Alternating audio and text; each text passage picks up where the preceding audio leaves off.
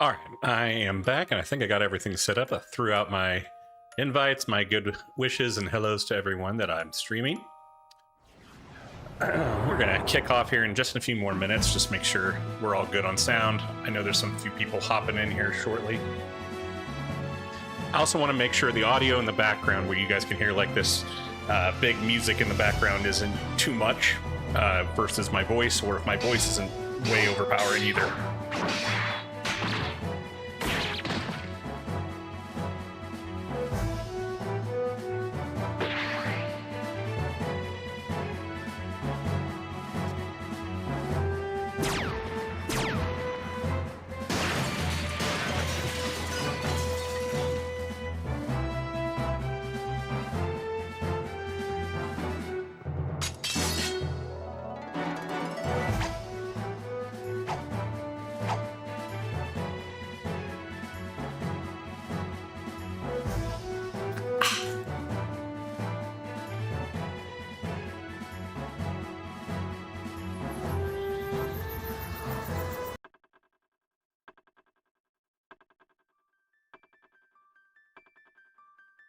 All right, gonna get rolling here.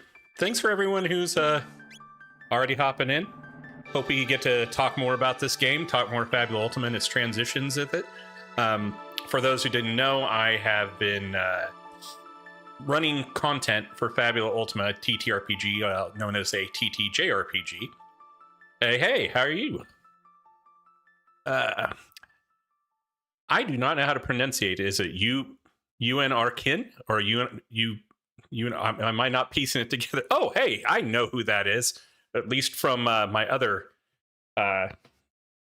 Discords. Hello. I hope you don't mind. I went against everything you recommended and went with the Steam client because I already had it purchased. And on top of that, I do not have haven't converted my Super Nintendo with a VidCap card to stream it yet.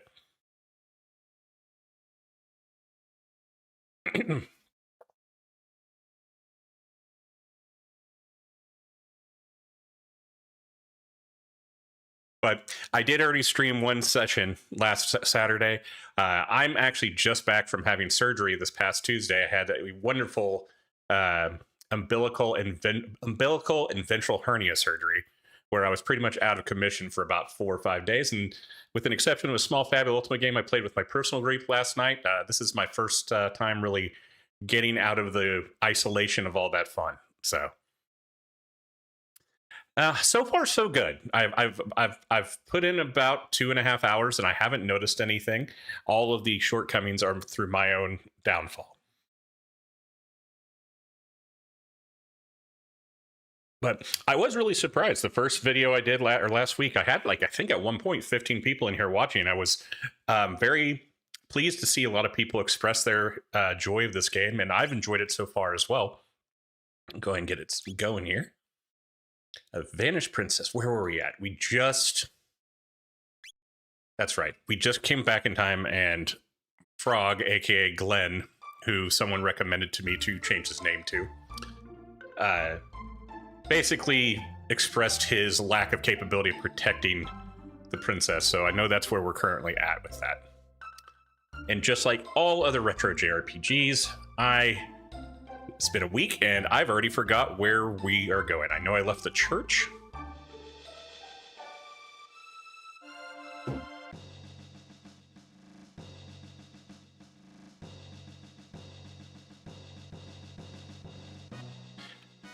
Well, I didn't actually advertise that the stream was happening through Discord. I don't know who's getting notifications through YouTube and stuff, so I figured why not and send it out into the Fabula Ultima Discord as well.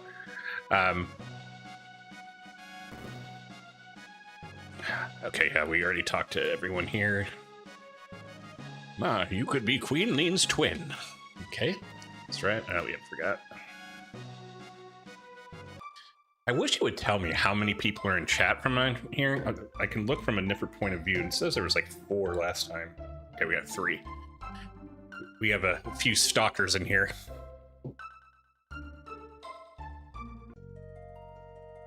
Okay. Does my voice sound okay with like the background music? I reckon. Did I say it right that time? Nah, reckon.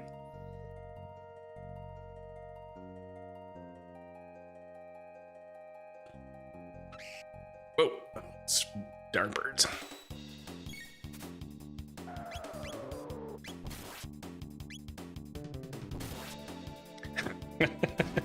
Well, hello to you, fellow lurker. What?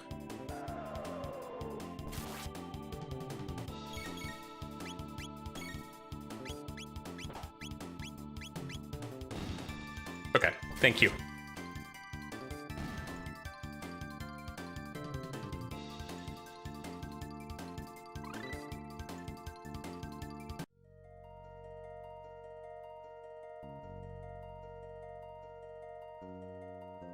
Okay.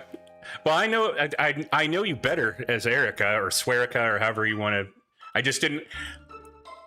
I know we live in a world where we have a lot of monikers and we sit behind those, but also I don't ever want to call anyone out publicly or anything like that, unless you're good with it. So I know I didn't know your name is Erica from that time front, but for those who do not know, the individual here, No Reckons, aka Erica, is someone who is very involved in the discords of Fabula Ultima, especially Project FU, and some other ones as well. They have been fantastic in helping me figure out some stuff when I'm making my videos and giving recommendations, recommended some stuff on how things work. I'm sure as I continue to do videos, I will harass them even more, but I always appreciate their input or output.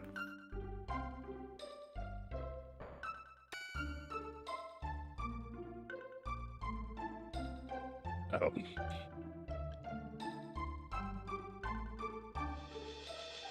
I guess it's to get back into my voiceover. I kind of feel like I've already read all this. Yep, that's all. So we just came back in time. Saved Queen Lean from the oh my god, what was his name? Yakra? I can't remember the villain's name. He was the first boss that we had fought, and afterwards found the Chancellor who was being hidden. And then we had Frog throw a fit that he felt like he couldn't protect the queen, the Princess Marl, and that's where I left it. I'm assuming. Let's say I already went to the. Surely I do Yakra. Thank you. Well, I was not too far off. Surely I'm not going back into the church, because that's where we left. I don't feel like that's very JRPG, traditional JRPG, where we go back to from whence we just came. I remember the very last thing someone told me was to make sure to go up to the queen's room in the castle, because there was, I think, there was something that was left behind that I grabbed it.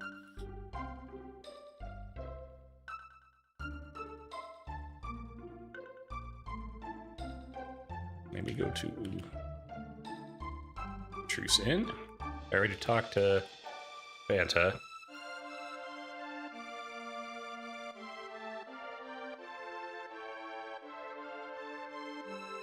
The Fiend Lord's army laid waste to Zenin Bridge. We've lost our only road to the southern continent. Pretty sure I already slept.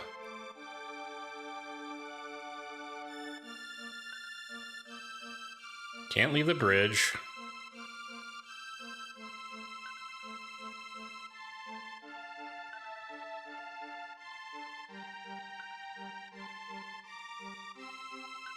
You didn't come all this way just to look, did you? Surely there's something you'd like to buy. Alright, I'm pretty sure I'm already... Are you kidding me? I could have sworn I bought the pea shooter for her.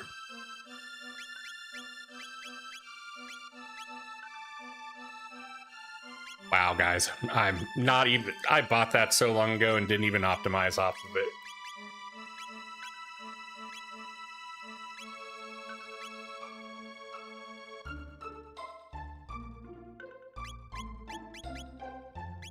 Padded vest for Marl.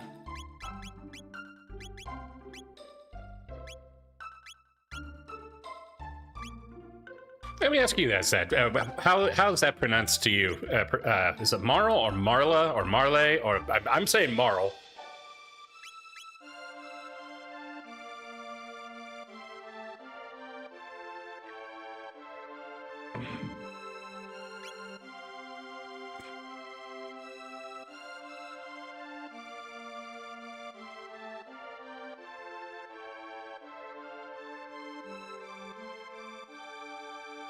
I feel like I've been literally everywhere here. I mistook this woman for a child. Marl. Okay, just straight up Marl.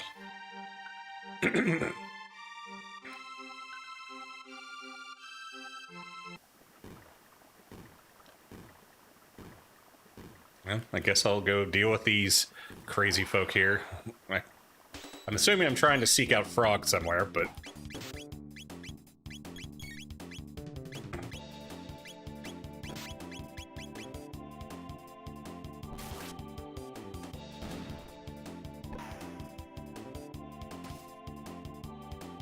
So I actually don't think I've ever actually, Marley?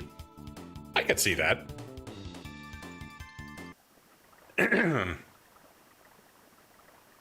I was actually going to ask, so, Erica, are you currently playing any Fabula Ultima right now? Are you running games? Do you play? Or I know I always feel like you're just constantly under harassment on the Discords. It seems like you may not ever have time to actually play.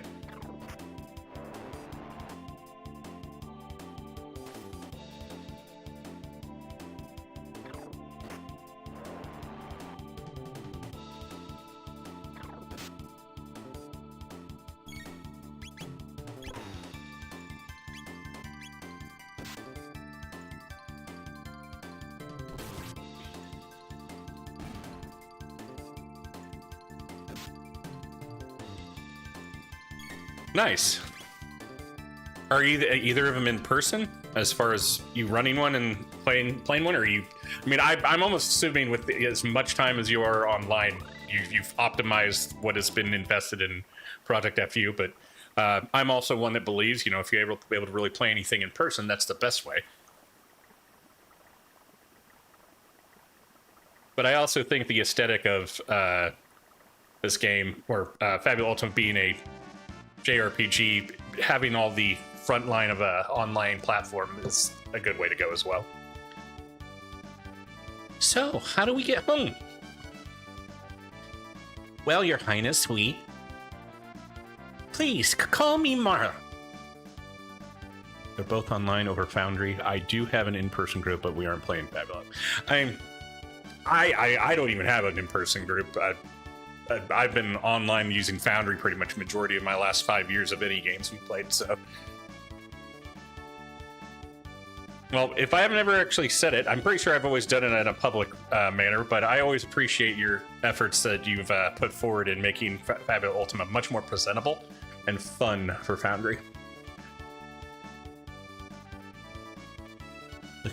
Well then, Marl, observe.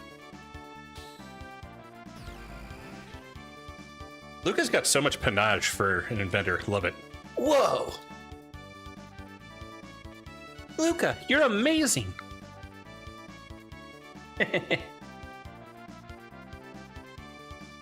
Sorry, I should be more humble in front of... Enough already. I'm a princess, but what's that mean? I can't do anything special. It's a weird sort of dichotomy with Fabula on BTT. Emma specifically designs games to be played in person, and the system is a bit restrained to automation, but yeah, the sheer aesthetics are peak. Absolutely, and I really want to showcase, as I've already stated, I really want to highlight Project FU more in my videos.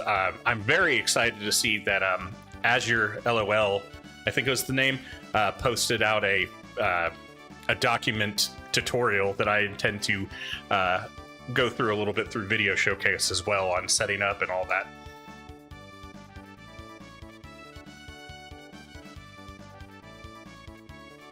in my short term of playing last night, my game is a continuation of the press start module, and we've really taken to our own progression of it.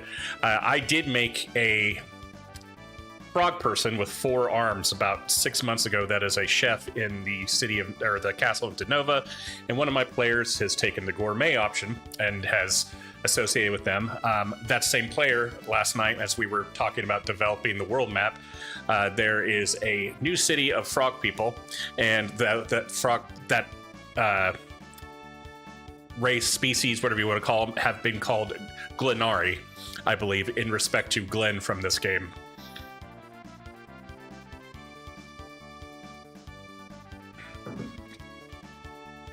Luca. Anyway, I call these distortions gates. They're basically portals to the same location in a different time. But gates are unstable. That's why they appear and disappear all the time. So I use the principle behind my telepod device to create this gate key. That's what's locking this gate in place. But why did this gate suddenly appear in the first place? Either the telepod had something to do with it, or something else made it. This is starting to sound complicated.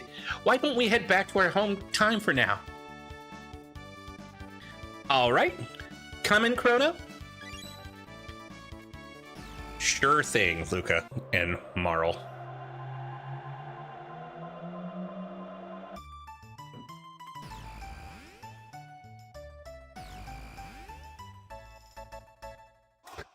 You're on without sound watching the game. Interesting.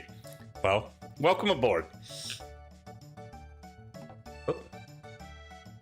Chrono, Luca, why don't you come back with me to the castle? It would give me a chance to thank you properly for everything. I'm really sorry for putting you through all this, Marl. What are you talking about? It was the most fun I've had in months, and I made new friends too.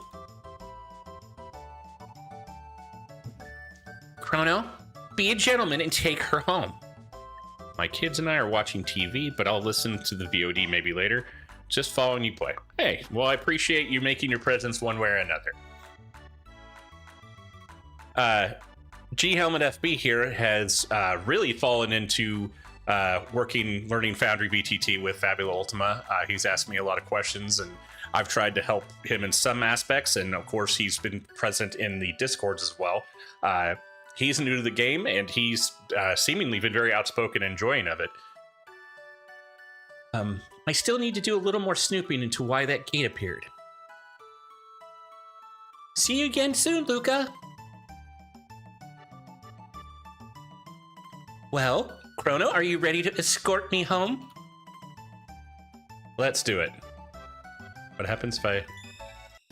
Oh no, I didn't know I was actually gonna go back. Uh-oh.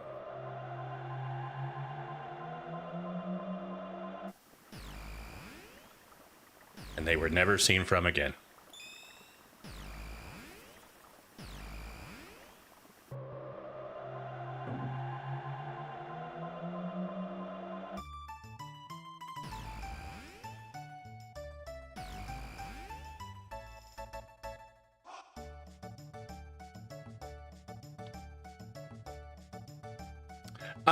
I actually had a question for any of you who have played the classic retro in comparison. I think I said it before the last stream. Does this look like there's been much of a color change? Like, did they do any type of rendering to this versus the original Super Nintendo? I'm assuming they may have done a little bit of change when it went to PS1, but I just didn't know how much it might have graphically been enhanced for the Steam version. Oh ho ho! There's nothing like a good fare. Say, have you heard the gossip? Oh, I think I've already talked to this guy. Oh, well, never you mind then. All right. Last time we went to the portal. Marl got us lost. Let's see how many silver points you have on your card. Looks like you got 16. Would you like to exchange 50 silver points for 50 gold pieces? No, thank you. Honestly, can't remember if there are colors in here. Okay. Oh, yeah. This is the guy's food that I felt bad. She fat shamed me for eating. And then I found out I stole the old man's lunch.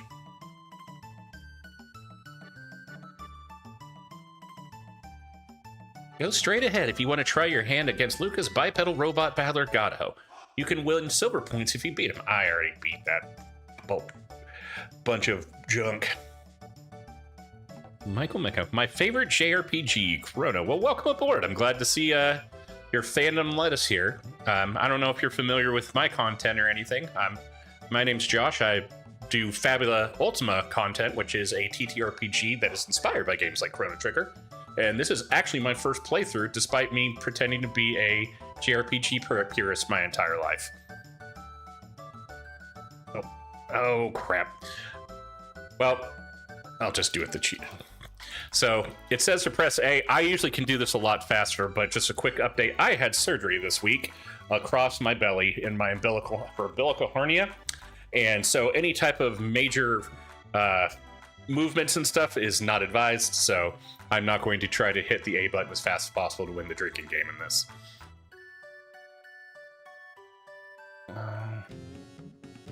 We still get... Oh, yeah, we got the primitive prehistoric rhythm. I heard he did the dark tent earlier. Then again, I only invested one silver piece. Oh, yep, you already told me I got that. Okay.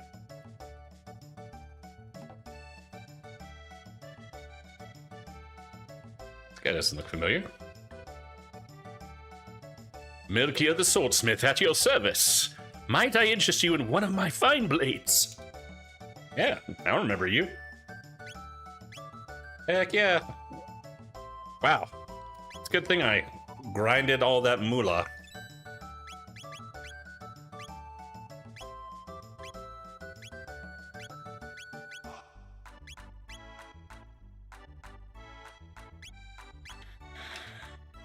I live on the continent to the east. Come and see me if you ever have the need. By the way, is there any chance you could talk to that young lady into selling her pendant to me? Yeah, why not? She called me fat. Let's try to get her to sell her pendant. Oh my, that pendant. Dear me, I haven't the money to buy a thing like that. Keep it safe. That is a valuable trinket you carry.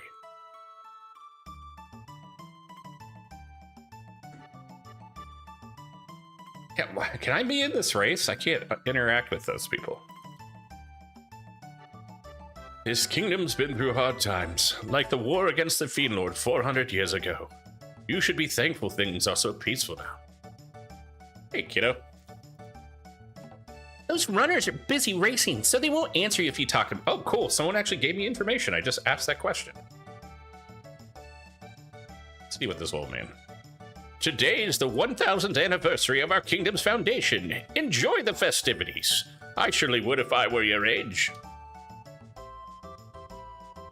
Glad to be here. Hi, Josh. Also been watching Fabula videos because I will be DMing a game soon. And I will say this version of the game does look enhanced from the SNES and PS1 version. Hey, good to know, and glad to hear that you're going to give Fabula Ultima a go. How did you come across it, if you don't mind me asking? I know my content, there's other people who've done a few videos on Fabula Ultima, but they seem to be like one long form just overview instead of breaking down the game. And I was just kind of curious if people found out about the game through me or through other means and then found me. Oh, it's the Capcom thing. It does the... Welcome to Nancy's Backless Tent of Horrors. The spine-tickling show is just about to start. How many silver points would you like to spend? Last time I think I only did one. And I don't know if there's a benefit to more. Okay, it must have been 10.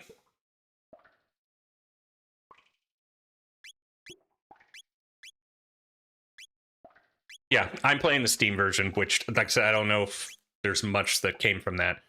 I don't think I have 40. So I'm going to ask you all, only because you guys are giving me your time. I'm not normally asking for walkthroughs or help or anything.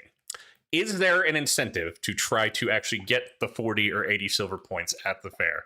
Because otherwise, I don't want to sit here and have you watch me farm silver points for it to be something that is not worth people's value time. I've got a feeling that Steel Runner just might pull it off today.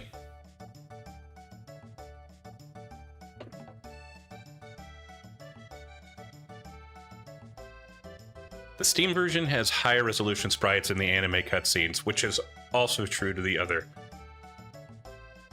ports, but not yet. There will be later.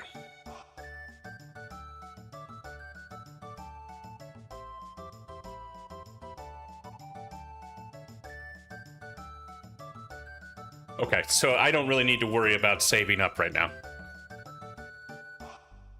I'm assuming both of you are referring to the silver points. Oh, also, quick shout out. I don't know if you can see, I got my new Freya from Final Fantasy IX shirt. I would stand up a little more efficiently, but I am still recovering from the surgery, so getting up sometimes on a quick jerk is not beneficial to me.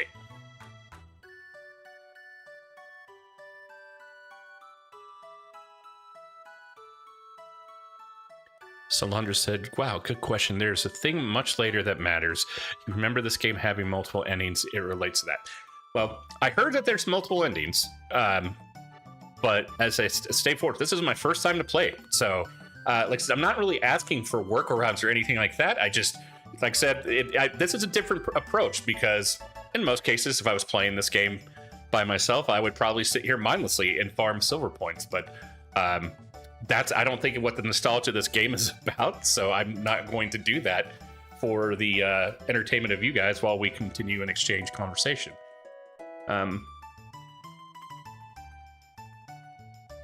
Okay, I've already kind of walked around. I heard the princess snuck out of the castle again. Yeah, super emphasis on first.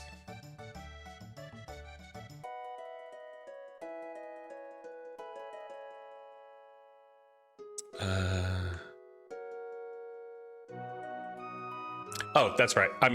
We're going to the castle.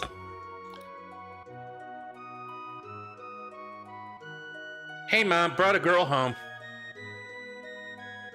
Well, isn't this a pleasant surprise? I've never seen you bring any girls around except for Luca. Who's this pretty new friend? I'm Marl. Nice to meet you. Marl, you say? We met somewhere before? I could swear I recognize you. Perhaps it's just my imagination. Hi, kitty. Sorry, Marl. Mom says girls not allowed upstairs.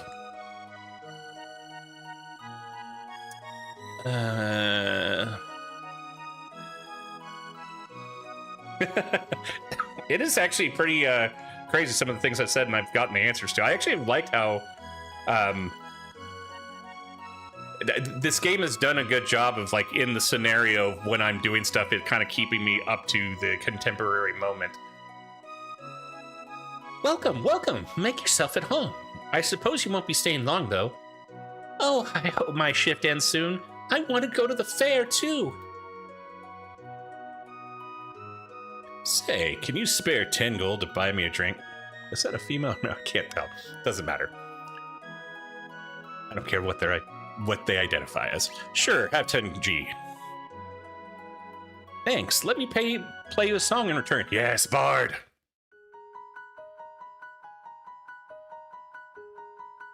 Man, if I could only imagine any of the watering holes I ever grew up in or went to, and just someone was like, hey, for $10, I'll play a song, and they just started hitting this banger, I'd be all about it. You been to the fair yet? Incredible, isn't it? The shops, the events, I've never seen a festival like it. Lodging is 10G. Would you like to stay for the night? I feel like, wow, song is as much of an overnight stay.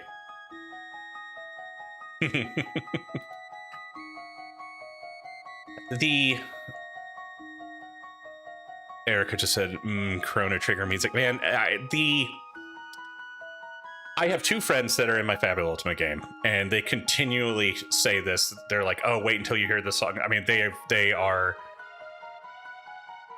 supreme fans of this game and are one of the big pushes to be playing this for the first time. Other than the fact that I should be playing this first time. I feel like such a schmuck for so long being such a Final Fantasy purist. Not that it doesn't deserve its huge spotlight. I love Nobuo Uematsu's entire presentation and OSTs, and I've never listened to anything that was from Chrono Trigger throughout the entirety of my existence in JRPG knowledge. Elaine must be down at the pier again. That Fritz, where could he be? Hello.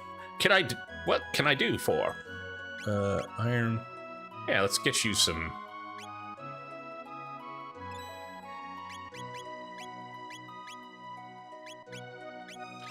Oh, I did ask this earlier last session, and no one really could tell me. Does anyone know what the symbols are in the top right? Each player card, like Kronos is like the sun, and then Marl is like a drop of water. Yeah, and that's the crazy thing, Eric. I always knew Chrono Trigger was a presentation of Square, and I never did. I mean, to be perfectly honest, the reality of it is I had when I had a Super Nintendo when I was about 8 or 9, I had 3 other brothers, and 2 of them were 10 years older than me. And while they didn't play much, there was just a lot of competition for who was playing the system. And then a lot of times it was myself and my little brother. And long form JRPGs was not at the ready, or at the choice normally. My little brother and I played the hell out of Final Fantasy IV and really got into that. But I fell into Final Fantasy VI, and he never did. And I just kind of never stuck with JRPGs at that time. Not until much later when I had my own autonomy and my own system. Those symbols will come up before too much later. Okay, thanks for the heads up.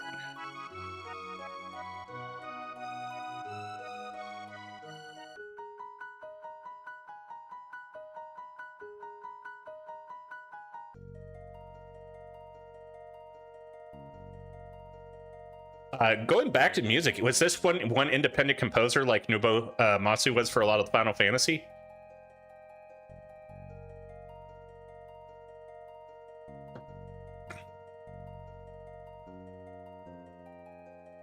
I think I deserve to know their notoriety in some sort. I mean, I could obviously Google that, but I figured engaging people that have been very familiar with this might be beneficial as well. I had a feeling that was going to happen.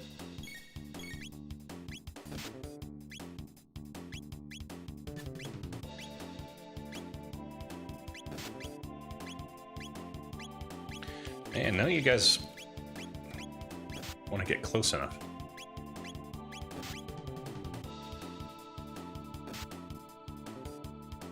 Oh, magic. Thank you, Michael Metcalf.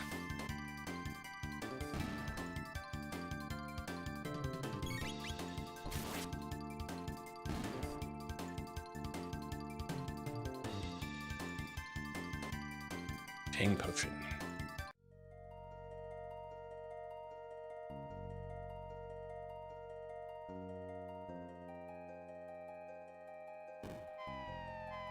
Ah, Beatles.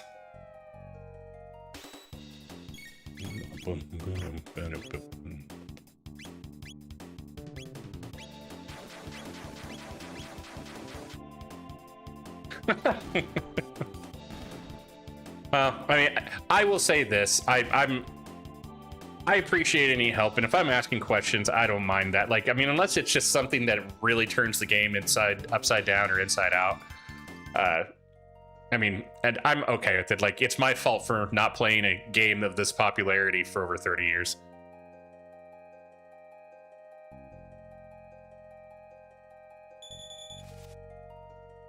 Well, and I know originally, I think it was actually, I can't remember if, who it was that told me to name Frog Glenn, and that I know was more of a spoiler on that. I already knew that character's name was Glenn because of my friend, so that didn't really throw me through it. I just hope it didn't do anything game changing. Yasunori Masuda's first role as a lead composer. He worked for Squaresoft at the time. Okay, great. Did he blossom in any other notoriety after this? I've never heard that, Yasunori Masuda. I like to try to keep some of the composers that have a video game knowledge in my brain. Obviously, Nobuo Uematsu is one of them. One that has become a very big favorite of mine is Borislav Slavov, that has done the Divinity series and most recently Baldur's Gate 3. I absolutely love his music.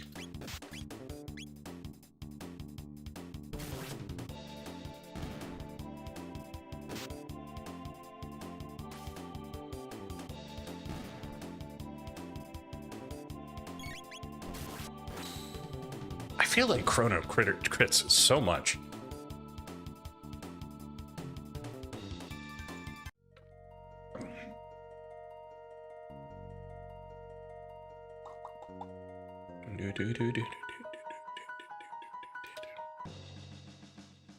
Chrono Cross and Xenogears. Okay, great. Yeah, Xenogears is definitely on my list to play at some point as well. Are you all right? Where on earth have you been? We heard you were abducted. We had soldiers combing the entire kingdom for you. You back there. You're the one, are you? Thought you'd kidnapped the princess. No, Chrono only... Seize him! Seize this filthy terrorist! He deceived our princess and plotted to overthrow the crown! No, you mustn't! Man, these are some stylish guards. They look like really like neon fighter pilots. Stop this right now! Take a knee. What are you fools doing? Her Highness, the princess said. It doesn't matter what she said, seize him! Damn. Chrono! Uh-oh.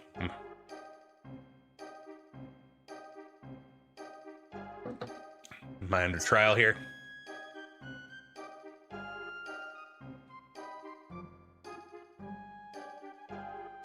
Oh man, this the bottom left here. Well, I'm blocking the bottom left and bottom right with the crowd interacting.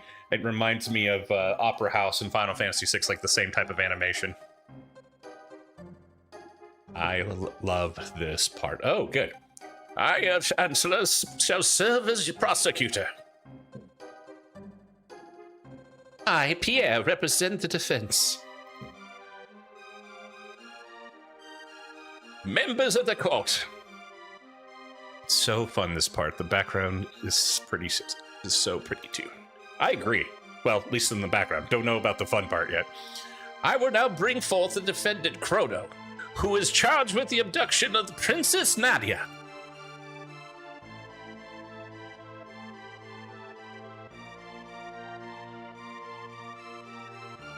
What shall be his fate? To burn at the stake, perhaps? To feel the tickler? Or hang upside down? This scene is also really technically impressive.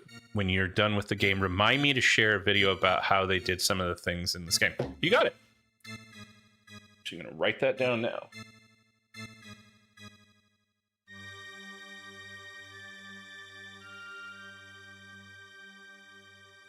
Okay. Courthouse scene. Or shall we employ the guillotine? The choice is yours, good jurors. Now let us begin. We shall first hear the testimony of the defense.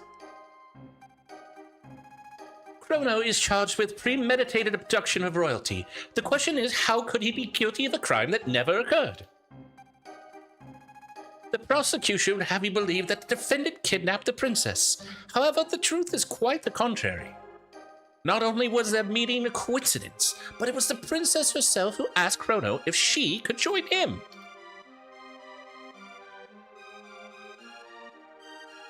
Is this true? Who was responsible for initiating contact? Well, we ran into each other.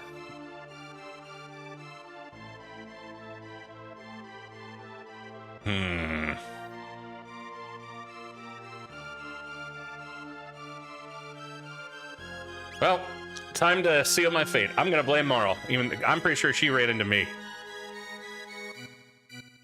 Are you so certain? Our witnesses say you were there once, the one who bumped into the princess. They didn't even know. No, I was going my way up the middle. She ran into me. Having subdued the princess, the defendant then coerced her into visiting Luca's little sideshow. There were countless witnesses to this. Shortly thereafter, both the princess and the defendant vanished. If that is not criminal abduction, I don't know what is. Several other acts have also been brought to my attention that call the defendant's character into question. Objection. This cannot possibly have any relevance to the case. Yeah, to respond, Chancellor.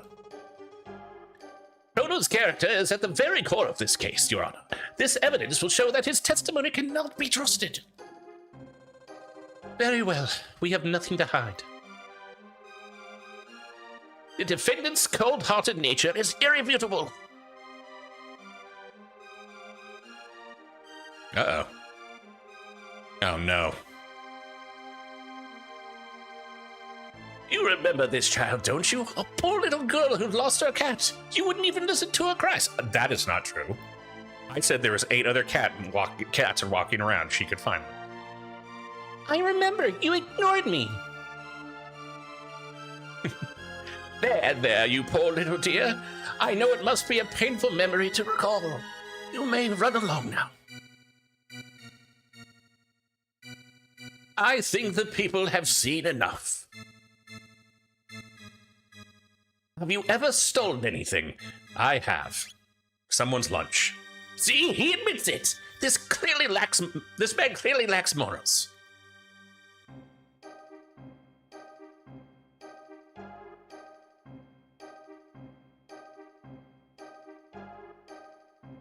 That's him. That's the thief who ate my lunch. Right off the table, too.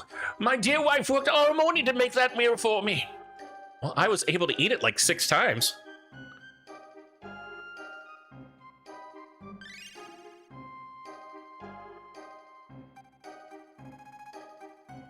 I'm coming for your lunch next time, buddy. Stealing from a helpless, hard-working citizen who only wished to enjoy the fare. How could anyone sympathize with such a ruffian? The real issue here is motive. Was there any motive for this good youth to kidnap the Princess Nadia? No, there was none. Pardon me, but I believe the motive was quite clear. Greed. Her fortune didn't tempt you, did it not, Chrono? No. I didn't even know you were rich. Are you sure you weren't in the least bit tempted? Oh, crap, no. I don't remember that, but... Good people, please remember that this defendant claims he had no interest whatsoever in the princess's wealth. Allow me to introduce our next witness.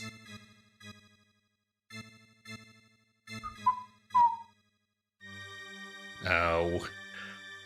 I saw it with my own eyes. Dear me, I'm so nervous. That man grabbed the pendant right after he bumped into the princess before he even checked to see if she was okay.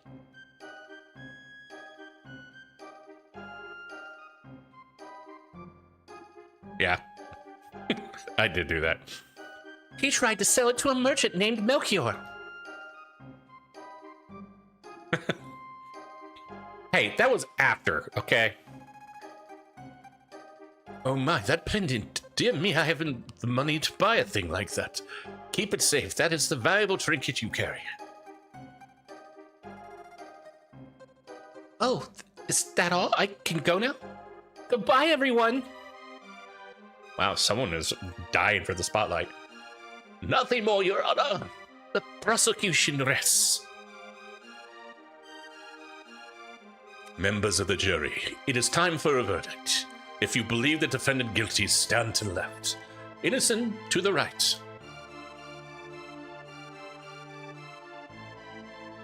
Guilty.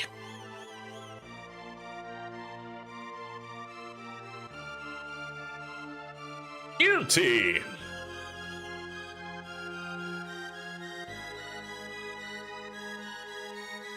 Not guilty.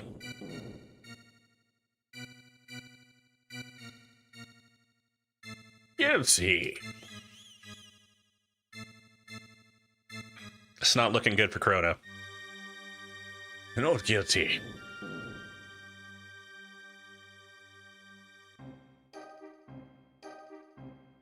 Guilty. Man, is this supposed to be some sort of symbolism that they're all just old white people deciding our fate? Guilty.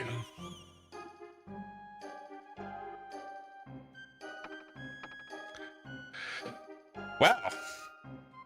Order in the court. A verdict has been reached. The defendant has been found guilty as charged. He is to be placed in solitary confinement for a period of 3 days, after which he will be executed for his crime. Take him away.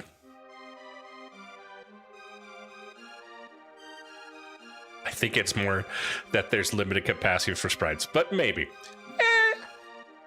I don't know. Is there an ending where we find out that it was a huge conspiracy of jaded rich white men that were part of the court? I don't know. They said there was new implemented endings in this game.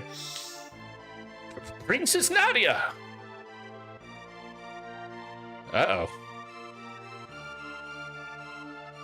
That's quite enough, young lady. But father...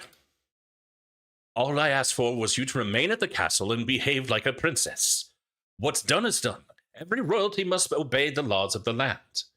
Leave the rest up to the Chancellor and forget about your little escapade in town.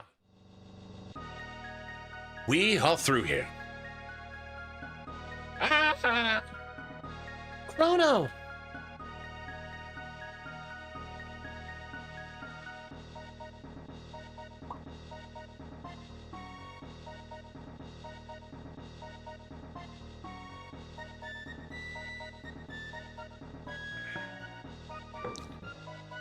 And that guard looked like he was really connected to his work. This man is a seditionist who meant to overthrow our kingdom. He has been found guilty by trial. I trust him to your care. Ow! Need him right in the butt. So this is the monster who abducted the princess. His execution is 3 days hence. See that he is still here to attend it.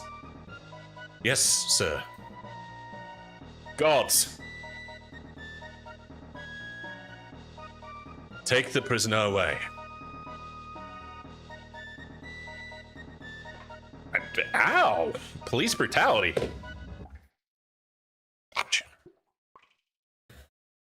Oh, let me get some light on in here. I've just been sitting here in the dark.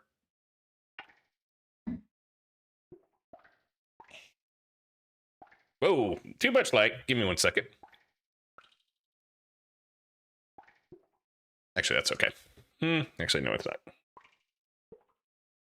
The game kept track of some things you did or didn't do specifically for the trial. I love it so much. Yeah, that is definitely...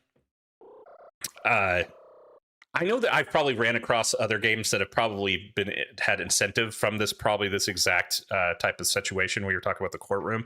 Can't think of any off the top of my head, but I do know that I have had situations that were based off of your actions and stuff, at least like the trial. I want to. This is definitely one of those things I would think in it as a consideration. Oh, am I supposed to be paying attention? I'm sitting here talking and saying, "Let me stay here real quick."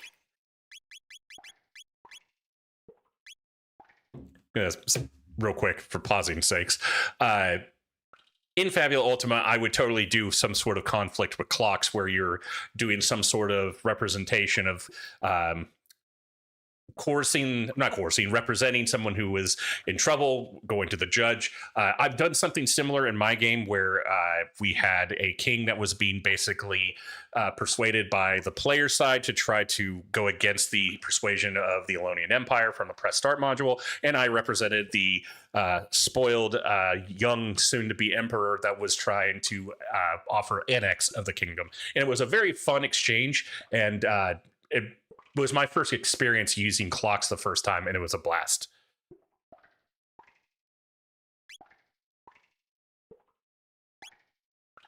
This is a bit timed. And I noticed that at once it got to day 1, so hopefully that didn't screw me over.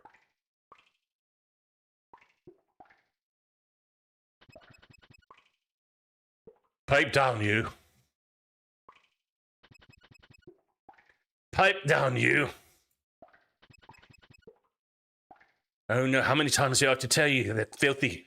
If he won't quiet down, I'll quiet him down. Open the door. Yeah, come on. Oh, okay. I thought I was going to have more of a chance there. Yeah. It's what you get for not doing what you're told.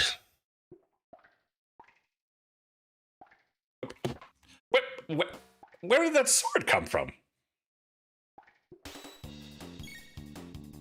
This kingdom deserves to fall if the one person they apprehended they were able to smuggle a sword.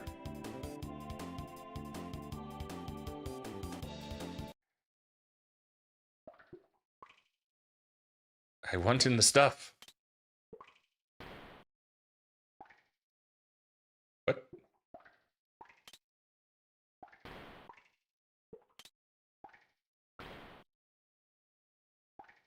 Ooh.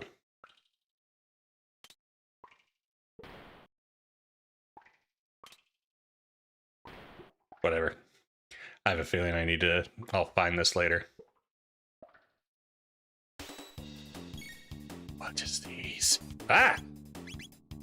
Sentries.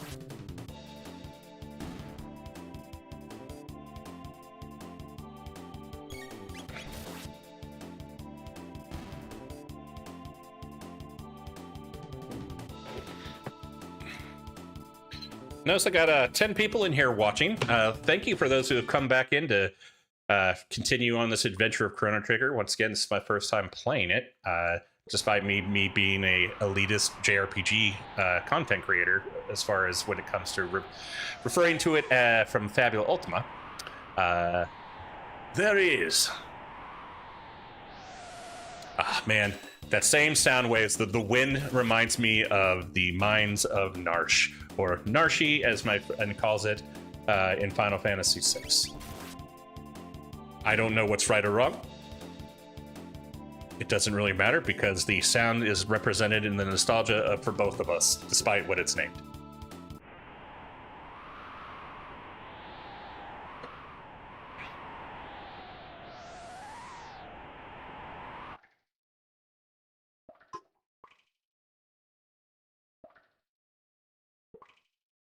Okay.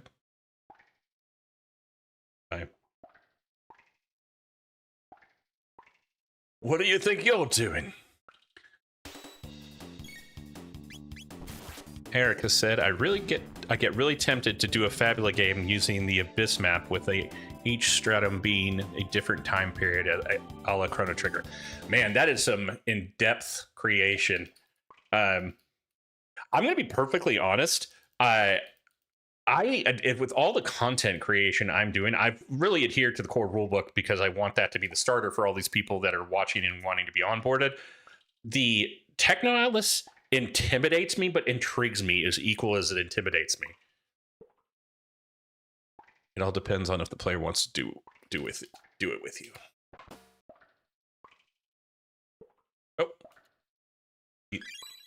Oh, okay.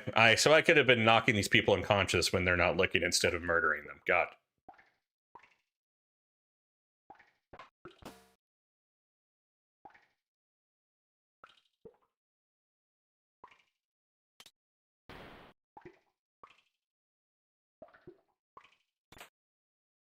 Obtain mid potion.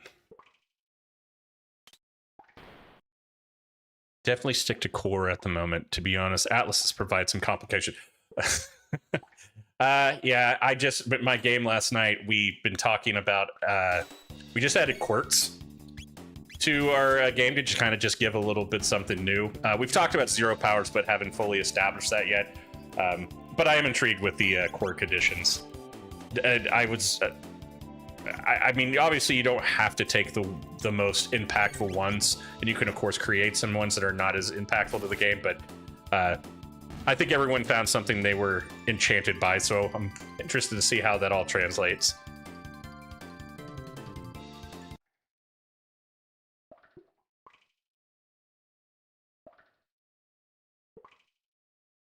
And really the atlases themselves, the reason why I was invested in this, of course, like any other content, I would love to see like what classes there are and how to implement them, because, you know, everyone always looks to optimize and min-max.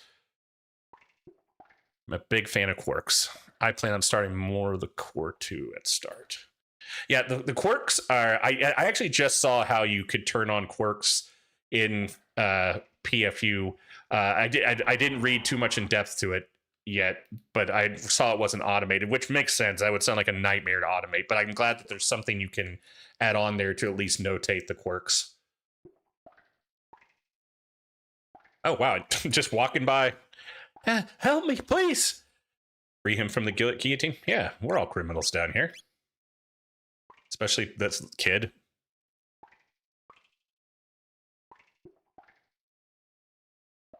Thank you. That was close.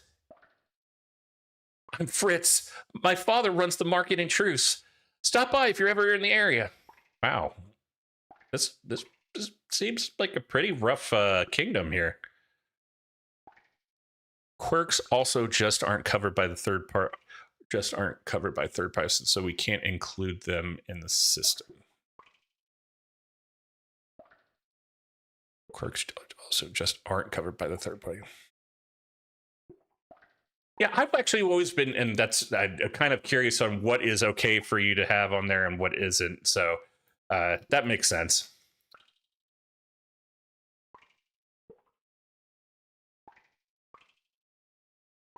I need to actually read that third-party licensing more.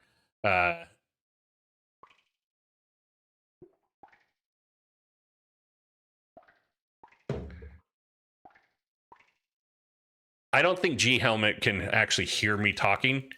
Well, we can't include the existing quirks, but the ability to make them is fine. That makes sense. I'm going to go ahead and just type this in real quick so Helmet knows.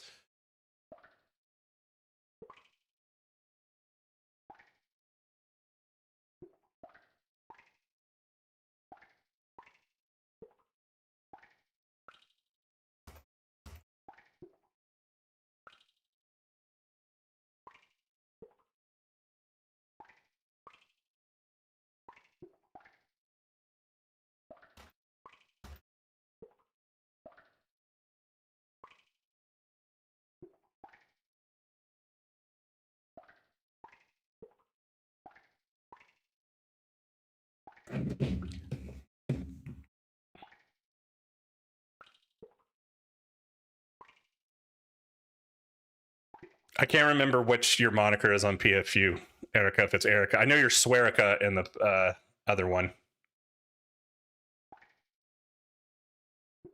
Swearica because the official Discord has catches me a lot. Gotcha.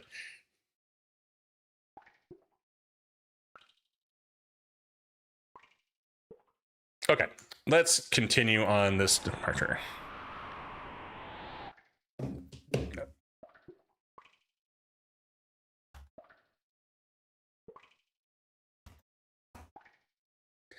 Okay.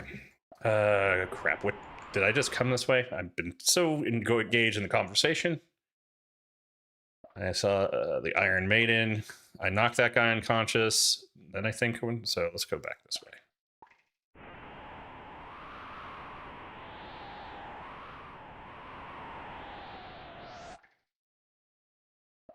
More sentries.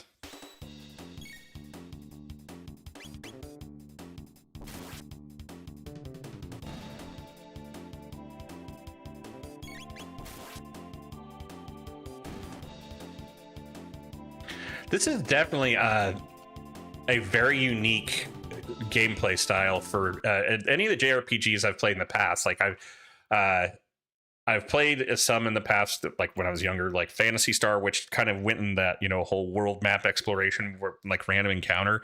This almost, I don't use the word platformer. That would be not true to this, but this non-random encounter type of style is very interesting.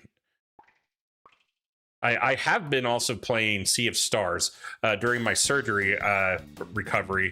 I've probably put about 6 to 10 hours this week into it, and I see that there's a lot of similarities to Chrono Trigger, but I still think Chrono Trigger stands out significantly to what Sea of Stars is doing. But not gonna lie, despite all the wonderful mechanical gameplay and aesthetic of Sea of Stars, I've been much more engaged in the short term of Chrono Trigger than most the entirety of Sea of Stars so far.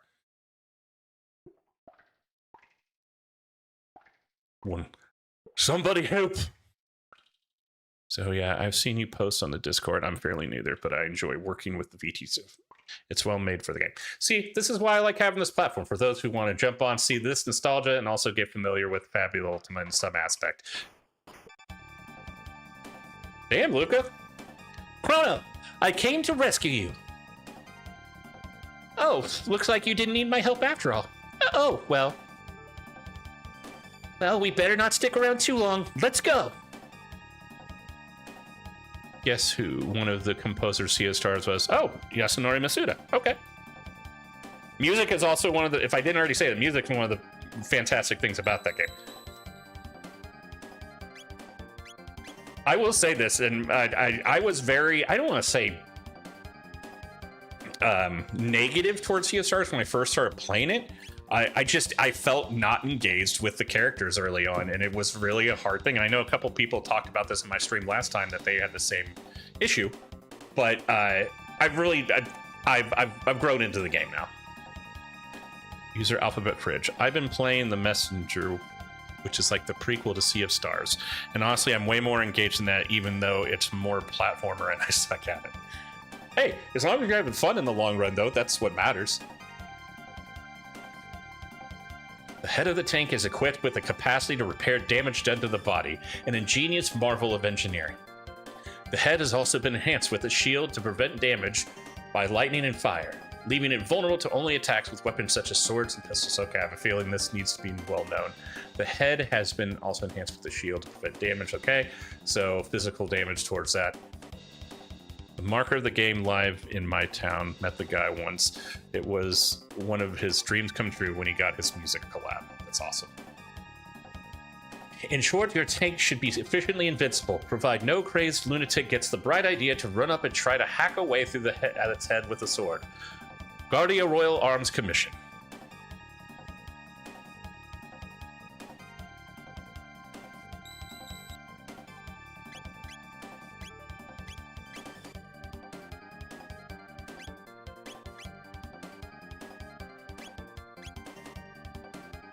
All right, let's start messing.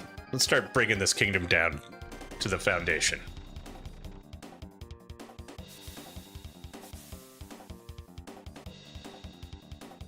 What was that?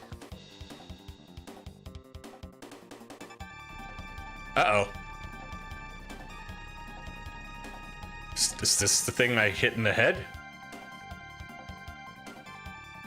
Forward, Dragon Tank! Crush those conspirators! Boom, boom, boom, boom, boom, boom, boom, ba-doom, boom, boom, ba-doom, boom, boom. I'm going for the head, like the manuscript said. Oh, wow. Okay, I gotta keep that. Yeah, crit that. Wow. Ow.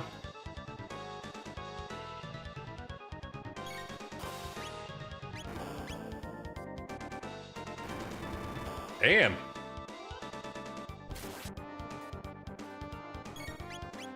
Let's give a mid potion to Chrono. I don't need to.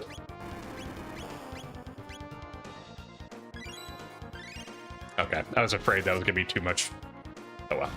Note to self: mid potion is 200. Wheels storing energy. Okay, so I guess tactical take.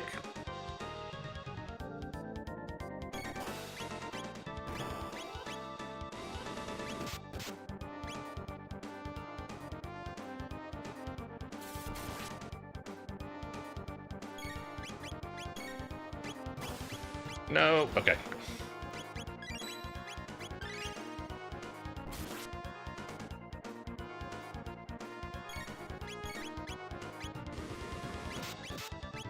Oh, wait. Did it say the head protects it from fire? I think that's what it was, the head. Okay, whatever. I'm gonna die, probably.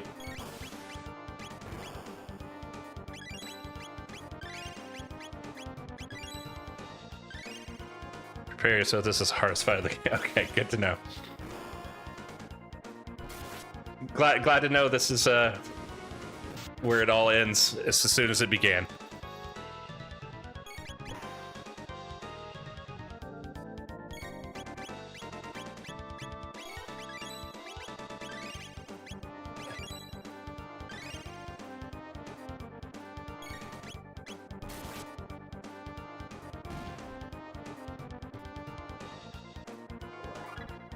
Luca's level increased.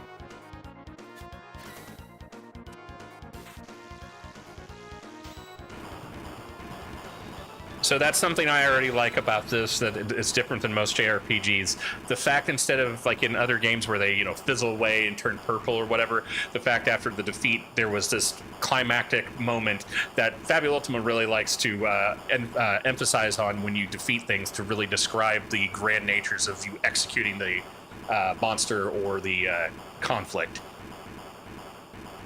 Chancellor. My dragon tank! Fix it quickly!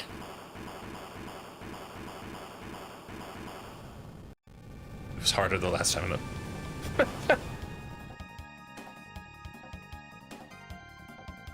Note to GM Cell. Make bridge out of players.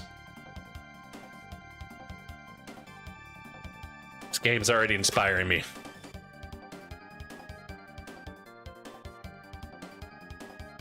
Don't fool yourselves into thinking you'll get away with this. Obtain shelter.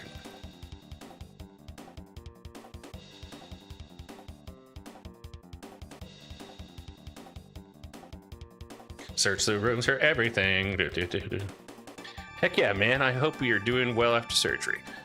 Hey, mandatory fun time. Yeah. I'm a little sore in certain areas still, but I'm able to sit up tight, and today's been the first day I've not really had to struggle that bad. I woke up this morning pretty sore, but as the day went forward, I've only taken minimal pain management, and I'm fully off narcotic painkillers as of yesterday. So definitely a progression in the right direction. Thanks for the well wishes. We got no choice. We'll just have to try to plow through.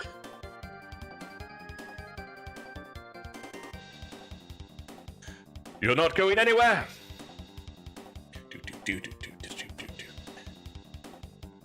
They're escaping. Stop that right now. Princess Nadia. Now they mean business because she's in a dress. That man is my friend, and you will treat him as such. But, Your Highness. You refuse to obey my orders. No. Forgive me, my lady. Hold it right there. I don't know who it is. Yeah, okay, I will try it on the Chancellor. On your knees. His Grace King Guardia, the 33rd, comes before you. I think I got the Roman numerals right this time. Mother. Silence, Nadia. Your duties come before your whims. You are a princess before all else. No, I'm not. I'm a person first and a princess second. All of these little excursions of you outside the castle seem to be having bad influence on you. It's not influence, it's common sense. Nadia! I can't live in this stupid castle anymore. I'm leaving. Princess Nadia! Come on, Chrono. Wow, didn't even care to ask Luca. Don't just stand there. After them. Yep. Home, Nadia. There they are. Don't lose them.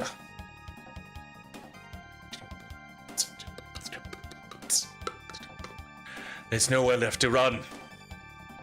Come along quietly.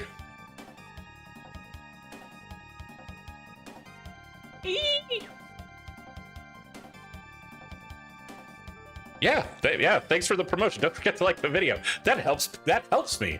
Thank you for that promotion. Mandatory fun time. Okay, so there's nowhere to run, yet these guys are the most incapable people of catching me.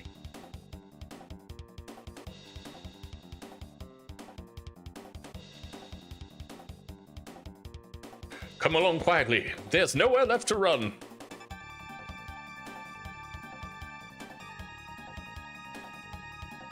All right, what am I missing here?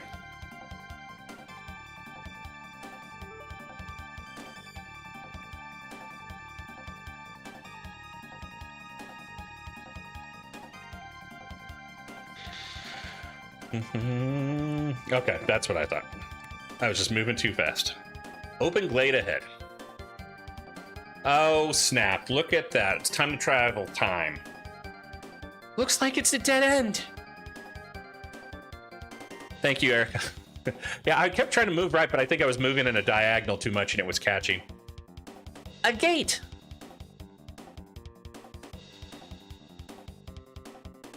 Come on. Come on. We have no idea where it'll take us. We might not even be able to get back. Who cares? Anywhere's better than here. Princess Nadia.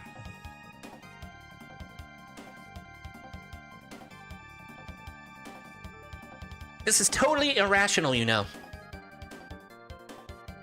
Hurry, Chrono.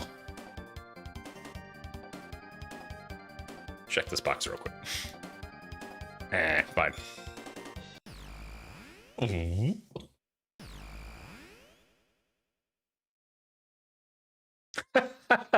The mouth agape.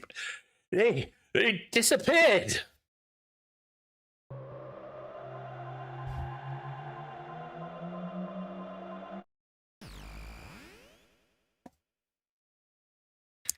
I'm going to take a quick break real quick, guys. I'm going to go get another drink. I've been doing a lot of voiceovers this time, so my voice is not shot, but needs something to quench my thirst. So bear with me one moment. If you have places to go, I appreciate your time, but I'll be right back.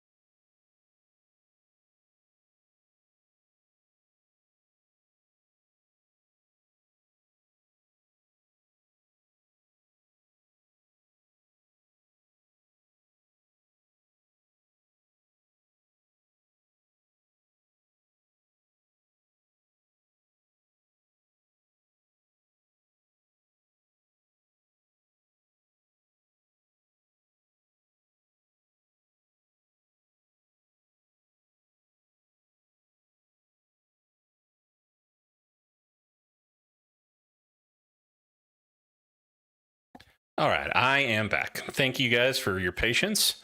I was happy to see that really no one left. So I'm hoping you're enjoying the stream so far. Once again, if you're new to this channel, this stream, I am Josh, also known as Voices in the Dungeon. I primarily do video content to help people onboard into the TTRPG Fabula Ultima, known as the TTJRPG, that is inspired by the likes of games like Final Fantasy and Chrono Trigger, to which I've never played Chrono Trigger before. So I'm putting myself into the mixing bowl of nostalgia and fun that had huge influence on the birthing of Fabula Ultima in some aspects. So if you like what you see, like the video. If you haven't come across any of my videos, feel free to check them out, see what I'm about, see what Fabula Ultima is about. And I'm always encouraging people to learn this game. It's my favorite TTRPG, not of just contemporary time, but of all time. And I've played plenty of them. So if you like a game that is collaborative narrative, is larger than life, big epic moments that you can create with your group, I highly recommend the game. So far, the stream is making me want to play Chrono Trigger again, which I already wanted to do. Well, I'm glad to inspire. I'm hoping my voices isn't ruining anyone's nostalgic ideology of how the character sounded. I talked about this last time about when the Nintendo DS ported Final Fantasy IV. They had Kane, and his voice was like Cecil. I do not approve. And it sounded so ridiculous. And it's not who in my entirety of my life ever thought that's how Kane would sound. So I'm hoping I'm doing character voices justice despite my limited range. All right, back to the game. Marl. Eek! Oh, get back over here. Ow. There's no way the Chancellor can get us here. But where are we? Oh, your voices are great. Thank you. Thank you very much, user Alphabet Fridge. The civilization here seems pretty advanced. It's almost like we're in another world. I've already said this before. And I was actually talking with my Fabula Ultima group last night in my current experience of this. This is such a unique situation for me. And the fact that you're playing such a well-decorated protagonist in a game that has literally no dialogue. And I never really thought of that other than people started bringing up, well, Link from Legend of Zelda doesn't really have anything.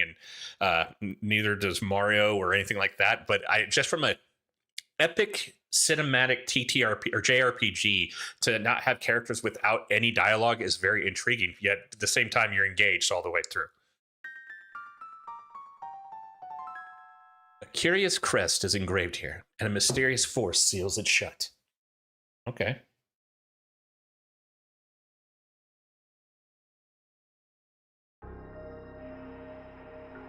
Whoa.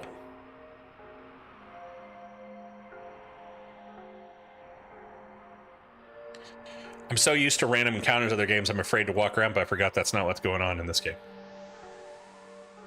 Trandome. All right, let's see what else we got going on before I go in anywhere here. Banger Dome. Site 60. Oh, it's lightning. Oh, let's go to Trandome.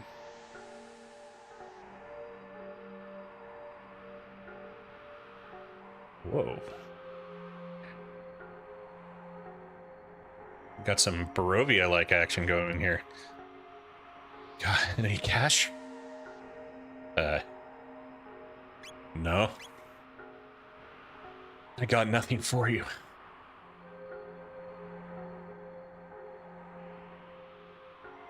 There should still be some food at Aristome to the northeast.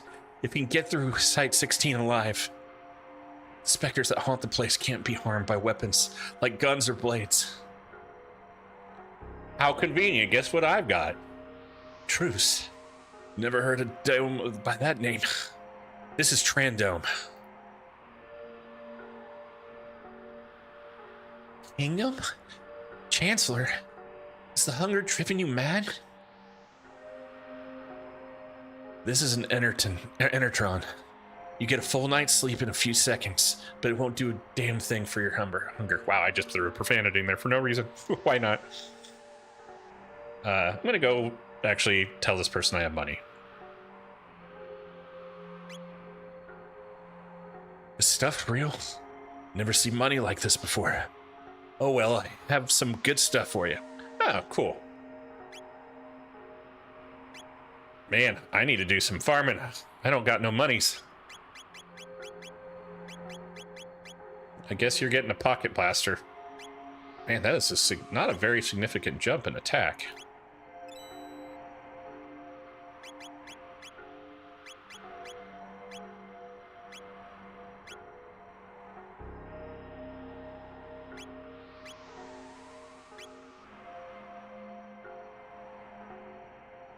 So I can't remember if I actually asked you this before, Erica, if you're still in here, in Discord. I know you were a huge fan of this game. Is Chrono Trigger your favorite JRPG of all time?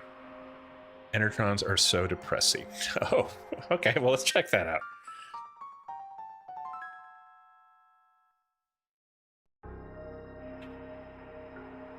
Rest in the Enertron? Yeah.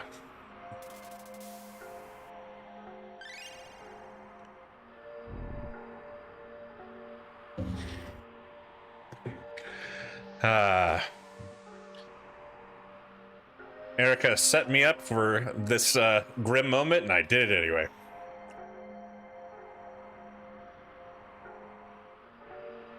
Alright, well, Trandome seems to be not very beneficial other than getting rest at the moment. Banger Dome we came from, so... But we can't attack the haunts or spirits with guns or blades. Well, we'll see how detrimental this is.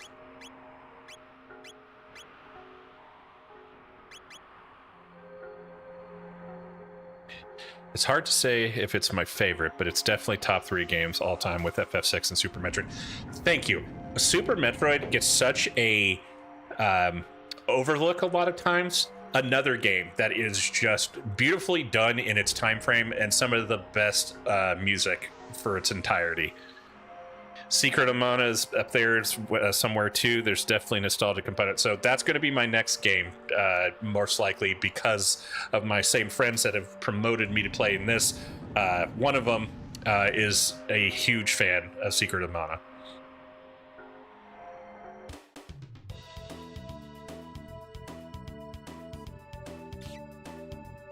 Oh, those little turds.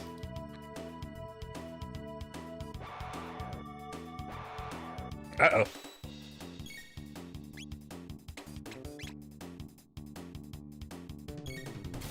Yeah, I agree. It is insane how much just the I don't even know what I'm trying to say here. Like, just the ascendance from the original Metroid to Super Metroid and just everything in its presentation is a masterpiece. Michael is playing Secret of Mana right now. Interesting. I'm probably going to play the Steam version of that, which maybe, like I said, I'm struggling to have a proper setup at the moment to play traditional Super Nintendos without illegally doing anything stream-wise, and I don't want to do anything that discredits the legitimacy of my channel, so I will say the remake of Secret of Mana on Steam is actually quite good. Oh, cool. Well, Erica just somewhat promoted my invested time on that. Cool. Sorry, hold on.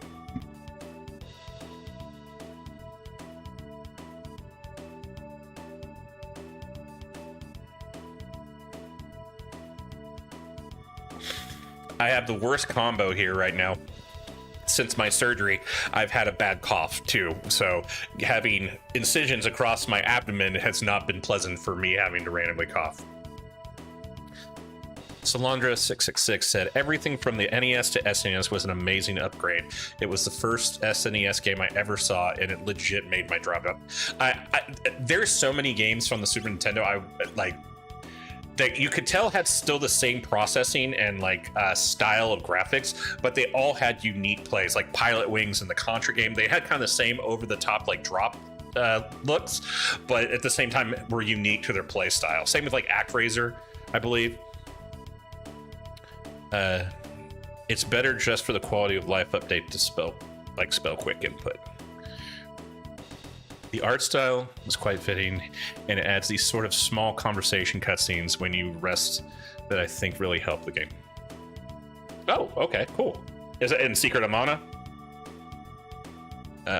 User Alphabet Bridge said, I think a lot of the old games are on Nintendo Switch on the official emulator, though I'm not 100% sure on that. That's how I've been playing Earthbound.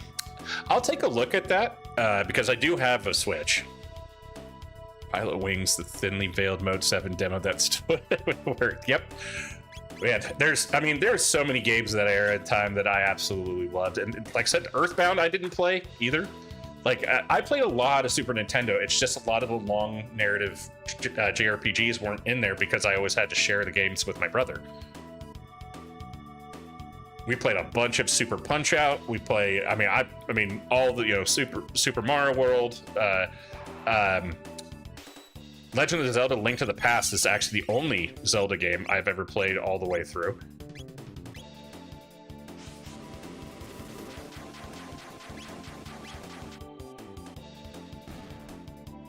Even like the Star Wars games were great in that.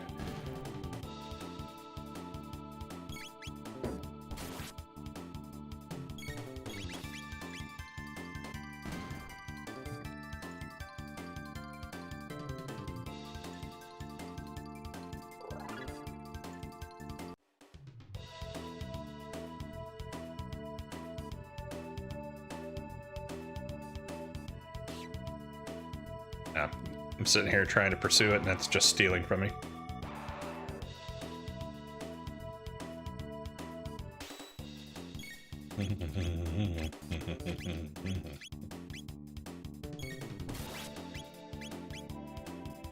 Store small to ally. That's another thing I think I said I mentioned that I really like in this game is, even though they're ranged people, if they're up close to their target, they'll actually do like a melee swing.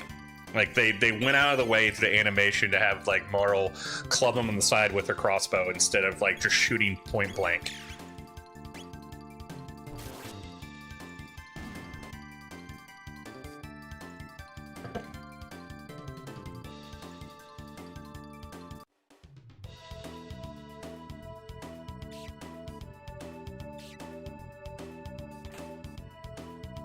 Silver bow. Silver bow. I wonder if that means the silver will help against the undead.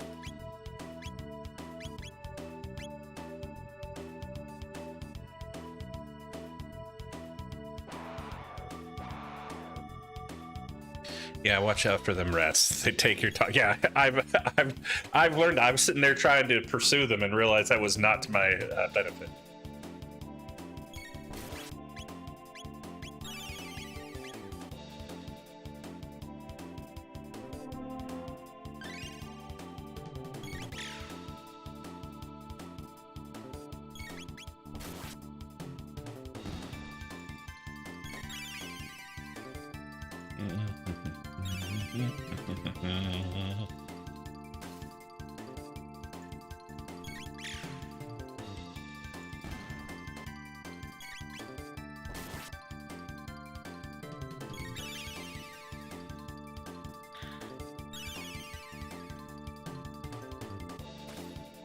Man, these guys are obnoxious.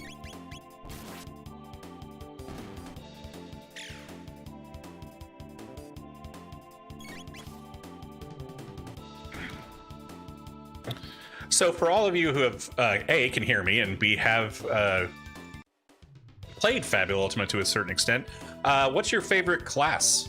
I know that's actually kind of a loaded question because all the classes have different ways of merging with others, but that's one of the next videos that's been requested in my votes is kind of a philosophy on class build. I'm not exactly going through classes, but talking more about kind of getting out of the mindset of classes equally in one representation and more of a merging to create your own archetype. So I'm just kind of curious what, in your experiences, what you've enjoyed the most. I've never played, but I love/hate GMing the Entropist. Florals. So I've not actually gotten to dive much into that. The only one I've really read is the Gourmet from the Natural Fantasy, but I do need to read more on the floral list. I did use the floral list as a backstory to my monster I made, the Horticultured, as a hash bard slash floralist that was trying to make its own opening act. But I haven't read mechanically everything about it yet. I have read a little bit more, though, as far as the Natural Fantasy about the camp activities. Have you implemented that at all in your game, Serica? I have a feeling like these are the guys that are going to be a problem. Ah!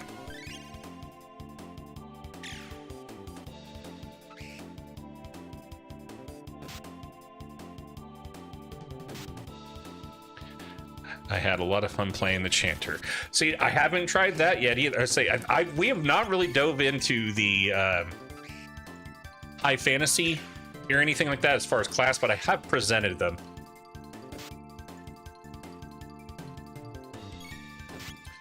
All right. Does Elemental do anything? Didn't think so. Okay. I'm gonna pause real quick since I've got a few chats that popped up. After a fashion, we're using a homebrew one of the folks on the Discord made that ties camp activities to basically upgrades on the group's spaceship. Cool. Okay. I actually want to ask you more about that at some point. That's another thing that's intrigued me to a certain extent, is like the not vehicular, but like there's like the ship quote unquote ship battles and stuff like that that are in the Techno Atlas as well. Solandra 666 said, honestly, for me, it comes down to themes and how the game is being ran. In the game, I'm running / playing in co-DMing. I really like the Wayfarer because the campaign is very exploration based. Thank you. I really love you bringing that up. I was actually just talking to G Home and FB earlier about the underrated existence of the Wayfarer. No one has played that in my game. I think, now I will be fair, we have not done a lot of exploration yet because the game started in the press start realm of Denova, the kingdom, and they have had the privilege of airships at their beck and call for the current time being, and everything's been close proximity. That's about to end, so they might see value in a Wayfarer very soon.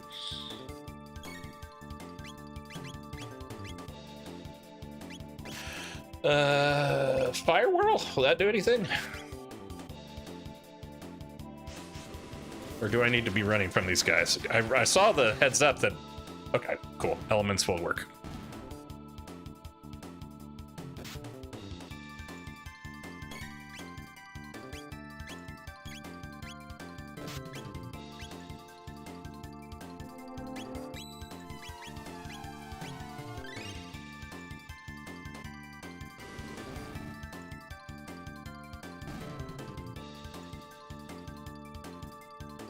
Yeah, I do love the kind of thematic style of Entropist. I love the chaos and time rituals that can be implemented in that. I'm very intrigued with the rogue's ability Escape and how people will abuse that if anyone ever tries to, but no one's jumped into the rogue class at all in my group. Right now, I've got 4 people playing, and like I said, they're all representing characters from the press start with an exception of one.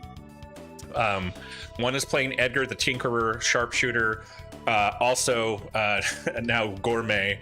The other's playing Cassandra, who is a Weapon Master Elementalist. I think she's going into Guardian soon, if I remember correctly. She just finished out Weapon Master.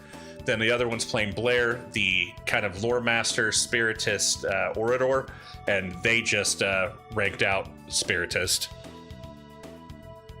Good old see you later, soft lock.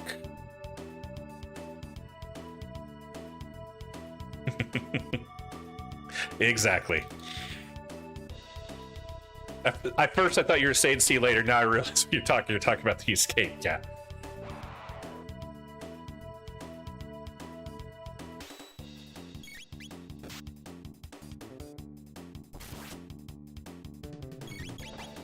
Man, these creatures are so... I mean, in all JRPGs, creatures are unique and weird, but the aesthetic to some of these are just bonkers.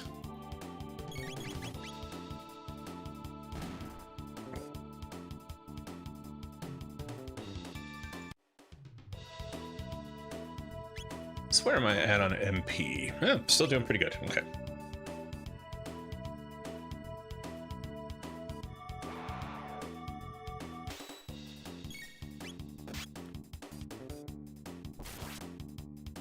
Oh, and sorry, the fourth individual that's playing, they came in afterwards.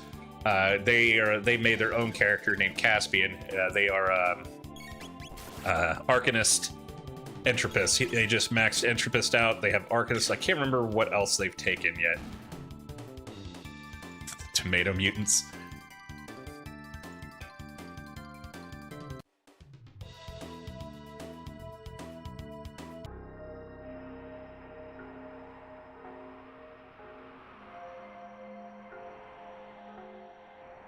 Aristome. Which dome they said had food?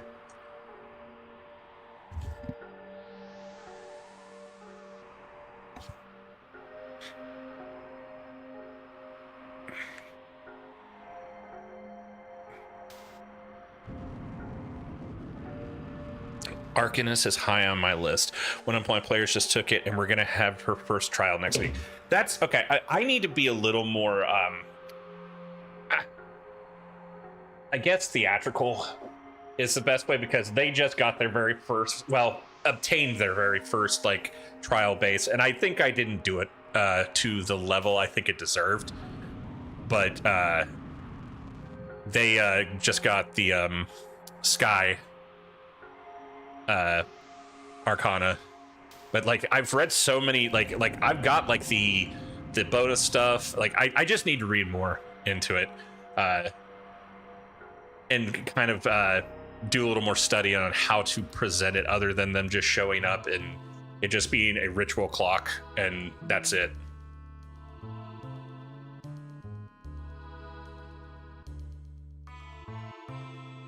I also was trying not to make it too complex, because the individual who's playing this, Fabula Ultima, has been their first TTRPG ever. So that's been an interesting way of taking basically two people that are forever DMs in the 5e world and having to kind of recondition them out of the 5e mindset, and then also having a brand new person that has never played TTRPGs before. But it's been a fun journey. And then my other player, who is wonderfully supportive and always willing to try something new in games, and they always do fantastic in representing their characters and playing. What did you say? Hey, we've got people who cross the ruins. What? Are you serious? So there are people strong enough to fight those mutants.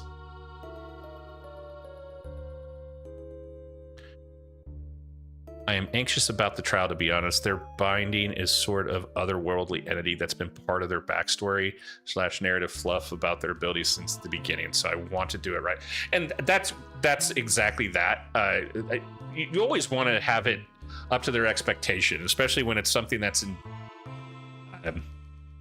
been part of their story. That I've said this 800 times before in my videos, and I'll say publicly, I think that one of the best charms about Fabula Ultima is a collaborative narrative. And when you allow people to bring in not only just their story backgrounds, but also help contribute to the world being built, they are so much more invested in what you present them if you give them they give you the open door to do so, and you of course want to do it right. My husband left for the food storage facility down below. We haven't seen him since.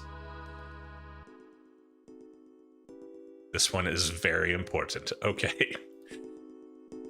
Pardon me, I didn't even tell you my name.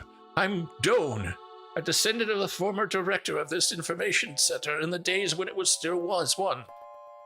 This dome's substructure holds supercomputer and the food storage facility, but the robot guards are still active and would not let us through. Ironic, is it not? We starve right atop our own stores of food.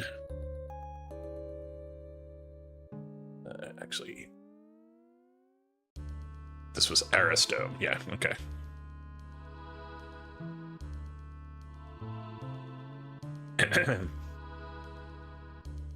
Who are you? There's an old man in a dome he built near Death Peak. Said he wanted to monitor it. Talk about crackpots. The door with the crust. Push it, pull it, bash it. The one thing won't budge. Alright. Where am I at on? I need to do a shelter here. I'm going to be stingy and say no.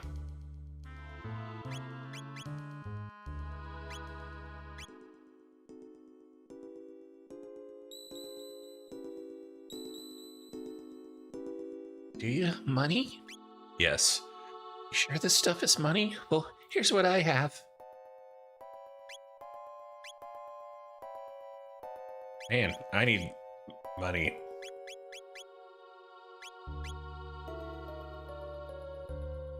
I just keep saving up money. Someday it'll come handy. That's what that guy who left to cross the ruins used to say. All right, let's head on down. Oh, You plan to go below? Of course. we've made many attempts ourselves, but they've always met with failure. Well, there's no way of knowing what'll happen unless we try, right? It's nice to see such spirited young people for a change. Careful then, and come back alive.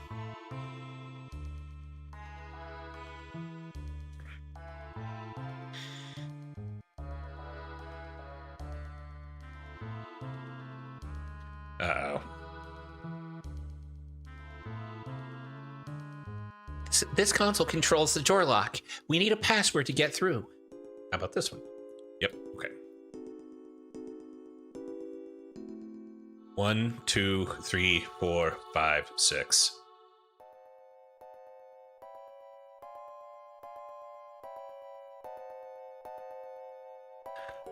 This reminds me of the Opera House too, when you're on the high ledges during the performance of Celeste / Maria, and got Ultros up here trying to throw a giant weight on them.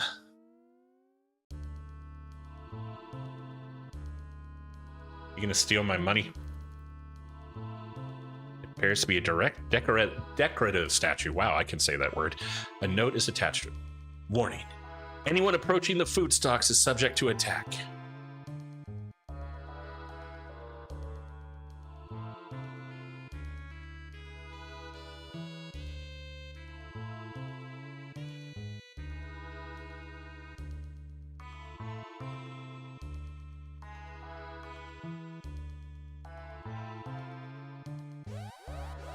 Uh-oh. Uh-oh. Initiating command sequence.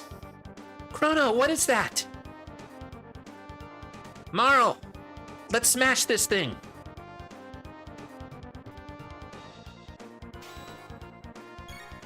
So I can, without knowing what everything is, I can already tell you this is a perfect example in the videos I've been doing with the NPC monster builds and villains having multi-parts, as this is a pretty standard thing in most JRPGs where you have the smaller things that usually have some sort of contribution. Maybe one heals while the other one guards or something like that. And right there, it's amplifying this dude to do something. Usually in most cases, you take the small guys out before the big, but I'm kind of just running the gambit on that right now. Oh, wow. He just... Okay, I was just talking and not noticing... Chrono just got blasted.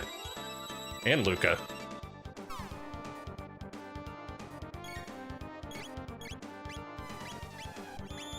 I don't have any potions. That's not good.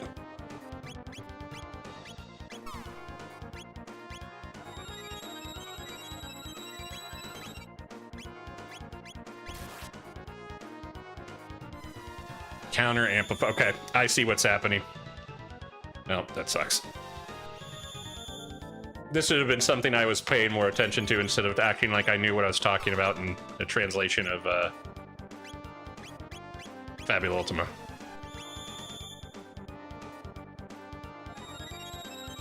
I have a feeling I'm not going to catch up to this. Attack. I'll say one thing I'm not too keen on right now is I'm using the analog stick through movement, and moving around during battle, it has a tendency to jump around where I don't want it to. So that's a piece of knowledge for me to keep in mind. Good thing I just saved.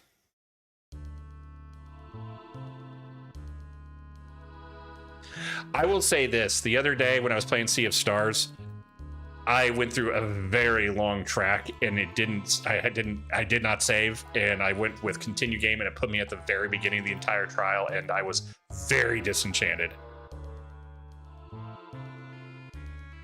This is tough. Those bits awful. Yeah, I as I was talking about earlier, I was like trying to take the small guys out would probably the benefit to do. I was doing that at first, but then kind of spamming while I talked and then realized they were conducting that counterattack anytime I hit the big boy, which was not to my advantage.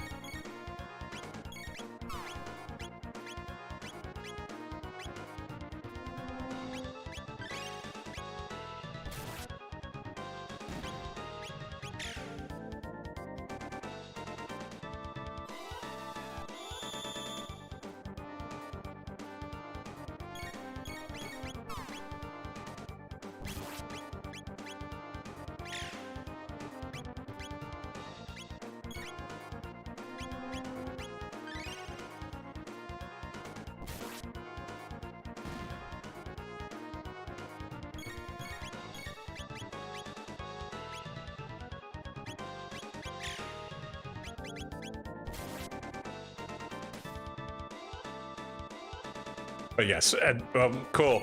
And this would be an example of a clock. Obviously, something is about to happen. Either something's charged up big, or maybe it's bringing those things back, and it's giving me time to do damage before they summon it up. But in Fabula Ultima, you can use clocks to show pacing of something returning. Yep, there we go. Pods to revived.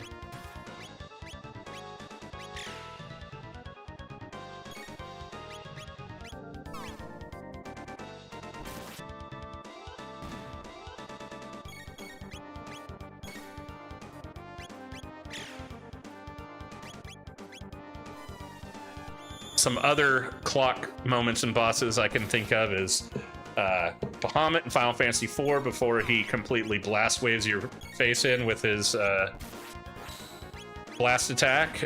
Odin in Final Fantasy IV raising a sword and coming by and blowing you away. All could be mitigated, or not mitigated, but basically consolidated, reconciled, whatever, with clocks. So if you're new to Fabula Ultima and you haven't looked into clocks, I do a video on that, but it's one of the best contributions in a TTRPG, and if I'm not mistaken, and I'm pretty sure I've said this before, the core rulebook straight up says that they took clocks from Blades in the Dark, which I'm sure that came from some other system as well. Yeah, that's really what it says. Michael Metcalf said, "Love how you are comparing these fights and moments to Fabula. Really helpful to a new GM." Yeah, that is exactly why I started to do these videos, because while I'm a huge fan of JRPGs and wanting to play these, I think that it's a great bridge to bring in people that have been nostalgically enchanted by this game, for example, but also getting to relay that type of stuff to why Fabula Ultima is great and why it's inspired by games like this. So I'm glad you're taking this information and finding some benefit out of it.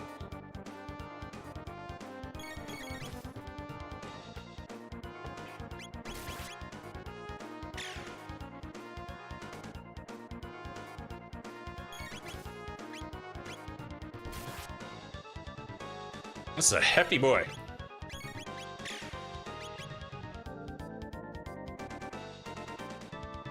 Breakdown.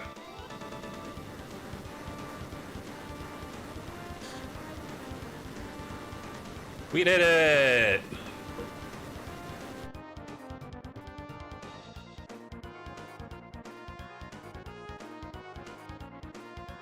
$1,000. Gee, hell yeah. Chronos level increased. Lucas level increased. Chrono Trigger is a good source of interesting Fabula gimmick. I totally missed you saying that earlier, Erica. Yeah, I agree. So far, I mean, I think most of the Squaresoft games of JRPG nature of retro have so many tropes and examples for a lot of the inspirations of Fabula Ultima. Effects like the on-death fade out are something I want to eventually implement in Foundry. You know, and actually, I wanted to ask you about that because I've seen some of the other cool things you've implemented.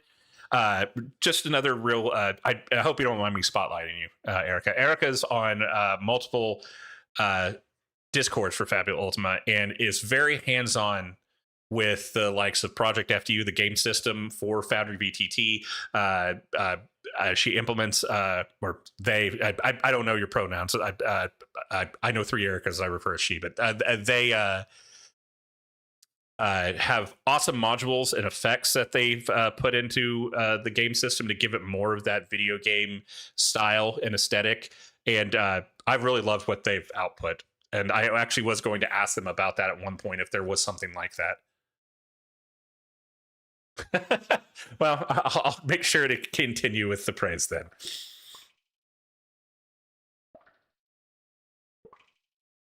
And I've never really made the assumption. So do you, Erica, do you like truly contribute to the actual Project FU system? Like, do you help implement the updates and when Foundry increases, or do you specifically just invest like modules and stuff like that? I'm not sure what the hierarchy or pecking order is, or whoever the true contributors are to the PFU entirety. You just seem to be very much the most vocal outside of Dark Magician Girl every now and then too. That I see.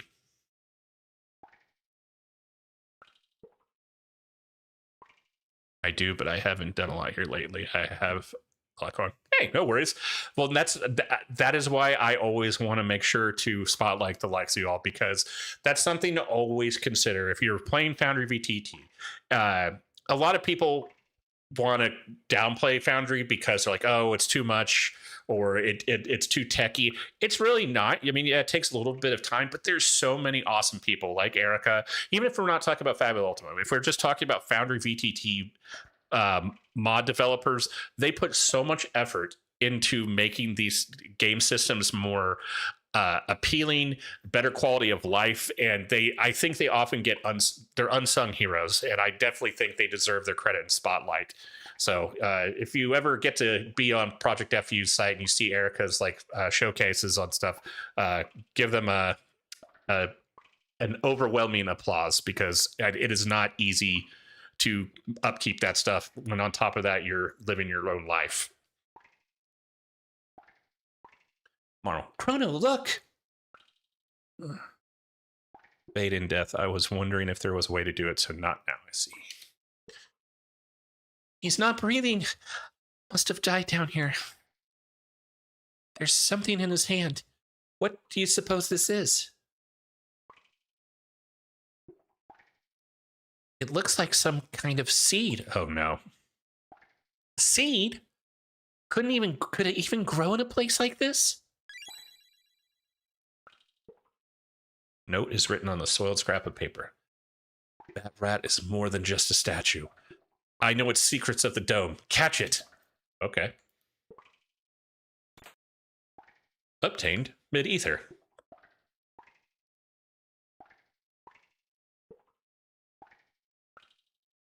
I'm not going to continue to go on a huge tangent of that, but I want to say I've been using Foundry pretty much since its infancy.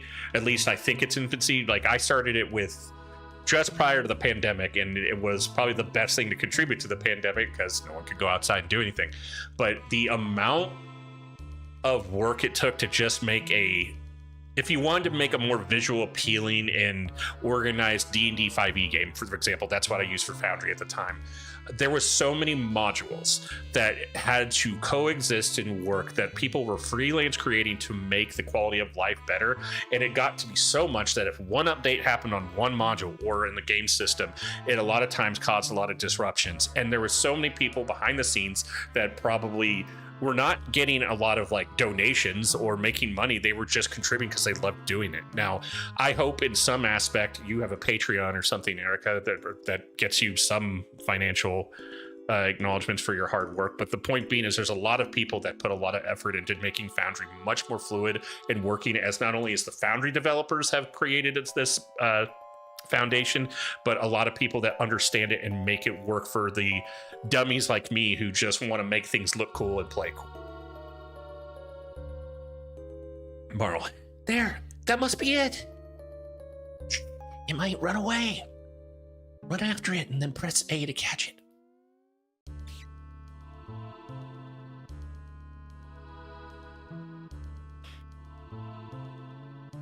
Oh. Got it. Squeak! I give up. I'll tell you everything, Squeak. I do. I get like $20 a month. Hey, there.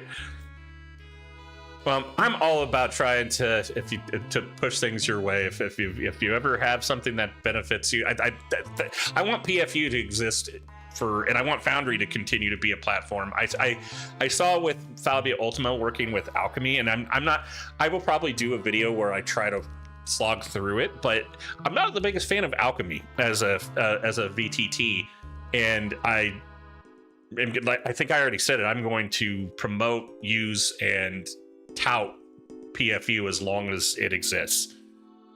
Press A, Y, and then B to activate the switch once you hear the sound. Okay.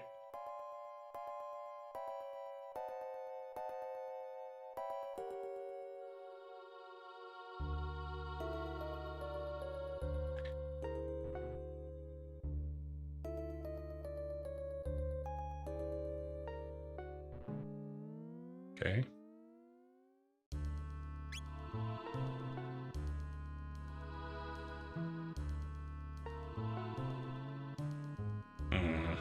I feel like I was not paying attention.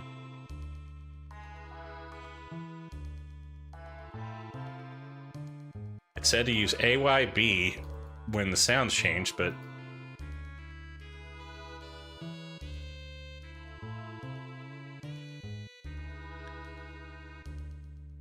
and I'm also wondering if that's actually my controller's mapping too.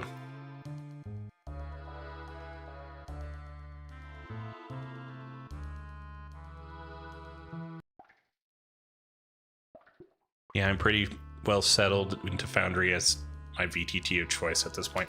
I mean, for me, I don't know anything that's going to be better. Like I said, with the community and the people who put effort, it doesn't matter the game system.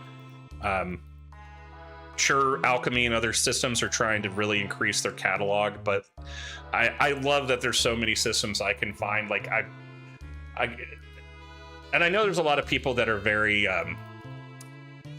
what's the word I'm looking for? They want to get the value out of their dollar.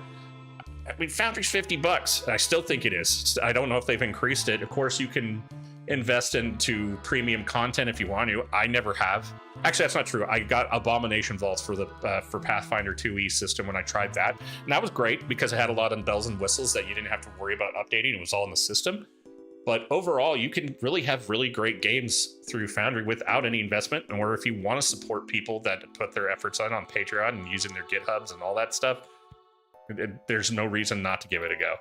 One of my favorites actually through 5e is Beneos battle maps for Curse of Strahd. He uses so many awesome animated maps that are based on Curse of Strahd, and I still use them to my games. I've been supporting him for a long time. Okay, I heard something.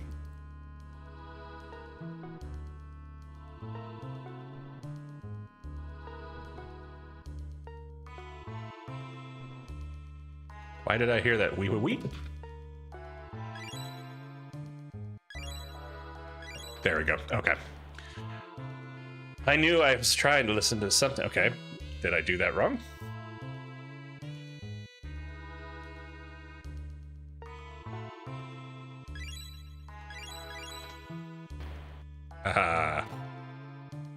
I like that as well. I'm glad I was paying attention to that, but I like that there was an interactive system. I just took my dumb brain that is not the best with puzzles to figure it out.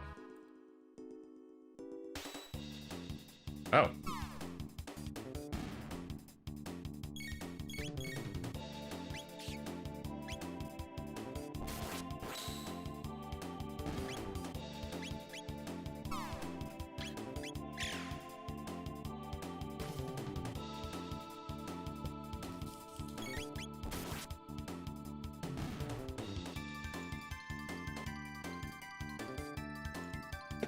Not the last time that happens, but I'm glad I have enough of a presence of mind to pay attention while also communicating. I'm trying my best when reading stuff to make sure I'm actually obtaining the information. Text.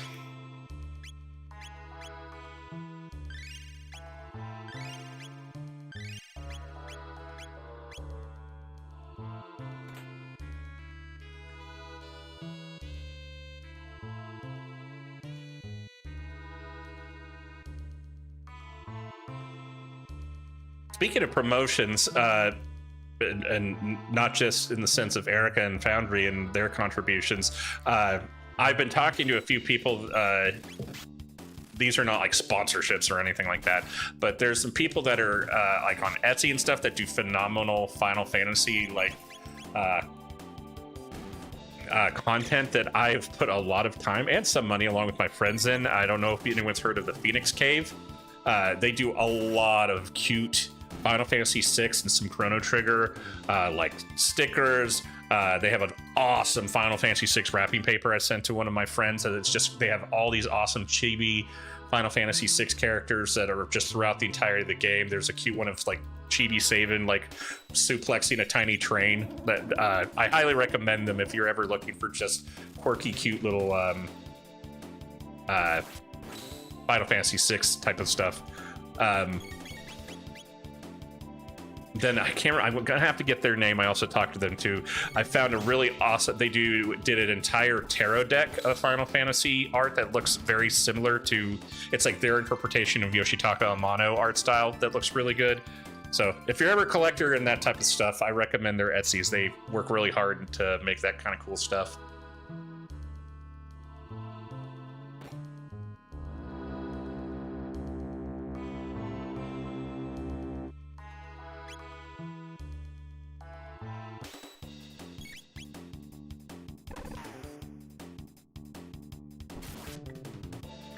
I think we came to an agreement last game. My position on the bottom left has been probably the most beneficial in placement as far as this game's considered, as far as not really blocking anything or valuable information.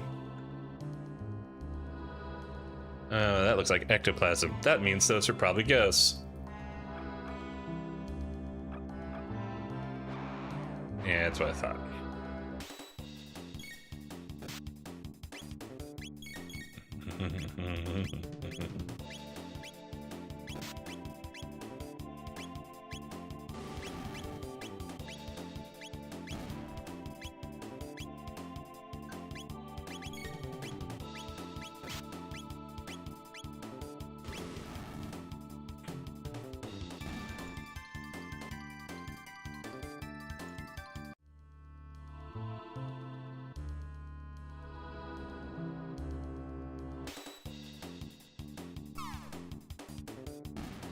I think definitely the one thing that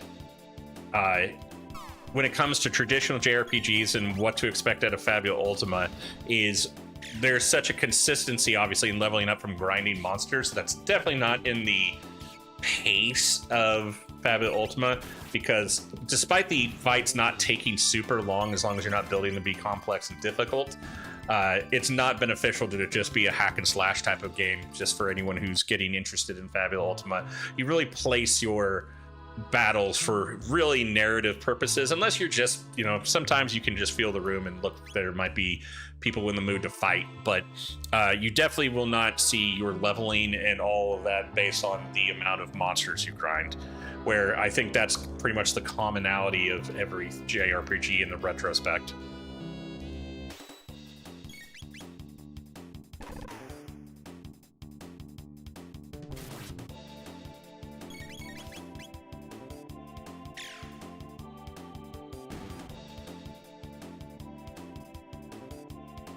G. Okay, good, a potion.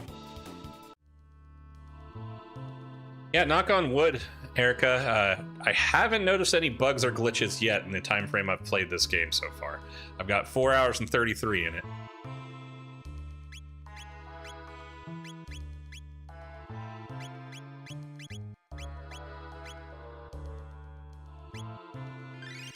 I don't know why I'm wasting that when I could be using...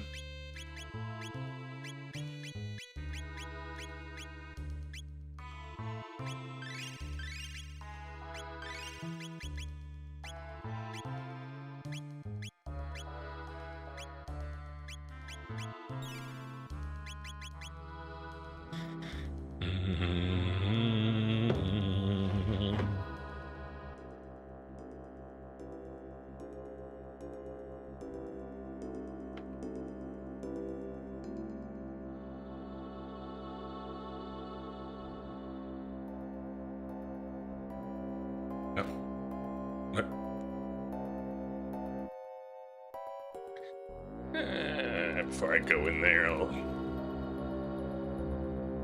Oh, duh, I probably shouldn't have.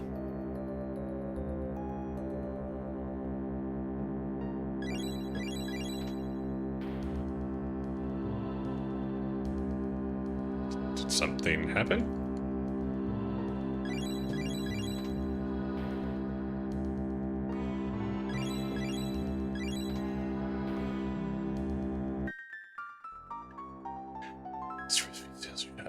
I keep getting this mysterious seal stuff going on here.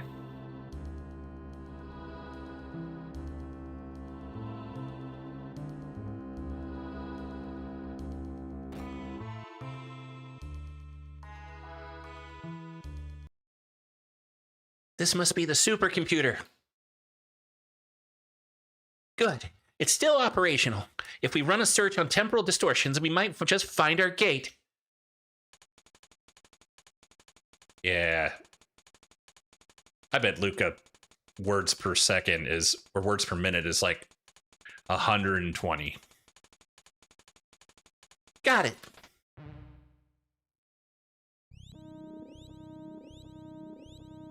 East of here.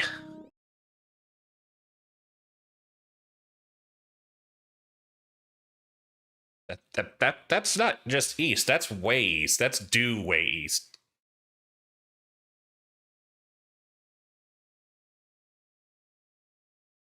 There, Protodome.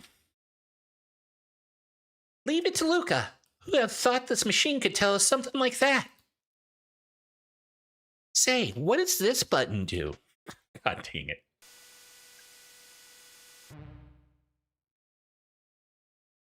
$119.99 AT. Visual record of days of Lavos.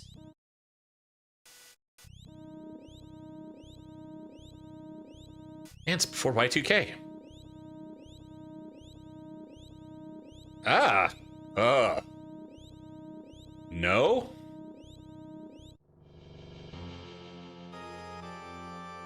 I'm assuming this is going to be the equivalent of the big one in California.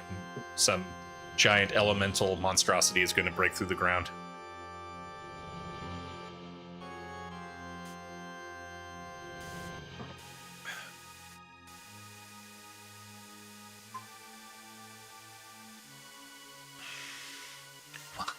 What was that?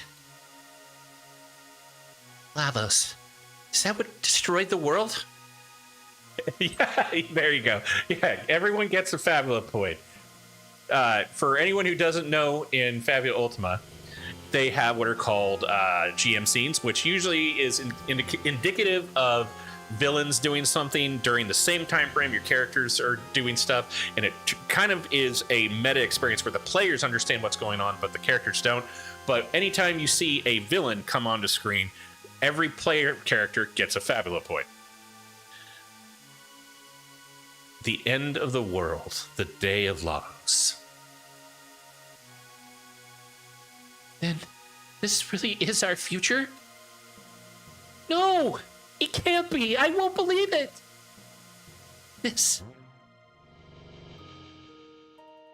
can't be the way the world ends.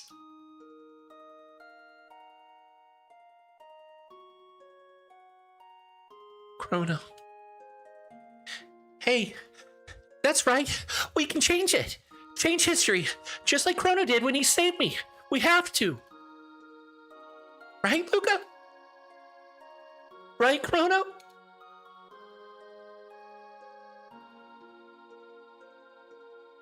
Yeah, I guess so. And fortunately, we've got gates that will let us move through time. What do you say, Chrono? Who's gonna be that? What? No way. First moment Chrono actually injects confidence. Okay, let's do it. That's how Chrono sounds. I didn't have a voice for him because he doesn't talk. All right, it's set. Chrono, Luca, let's do this. First things first, let's get back to our own time period and see if we can find any information about this Lavos. Next stop, Protodome.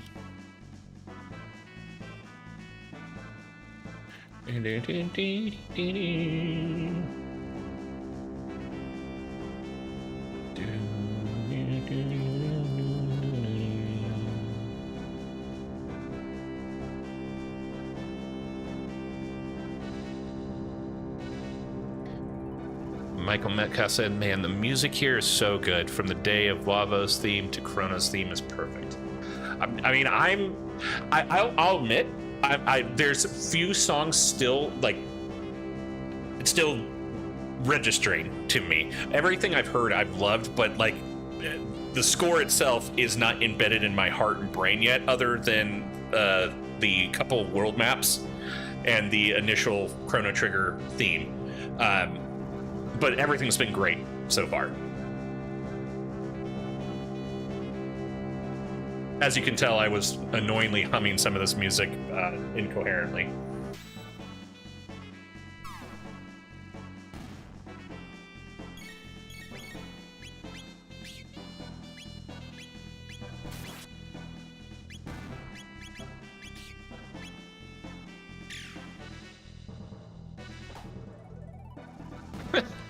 Just kicked him in the junk. Hacking detected motion source. Up.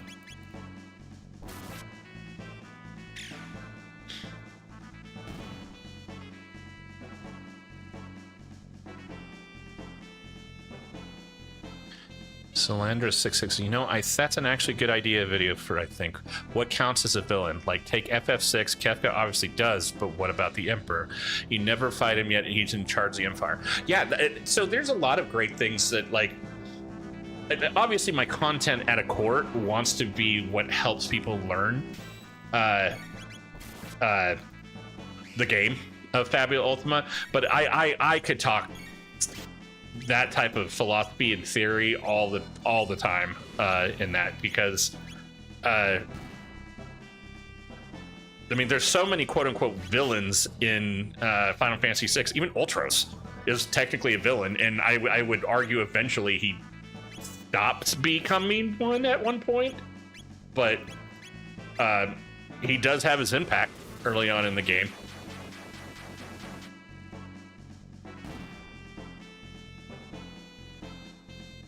He's comic relief villain, but he's definitely there. Now you do fight him, of course, but yeah, for example, the Emperor itself has zero involvement as a physical interaction. The only one he actually fights is Kefka.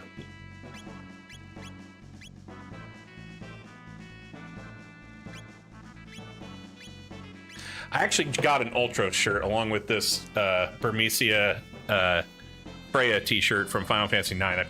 I debated putting this on or the Ultras one, but I love them both.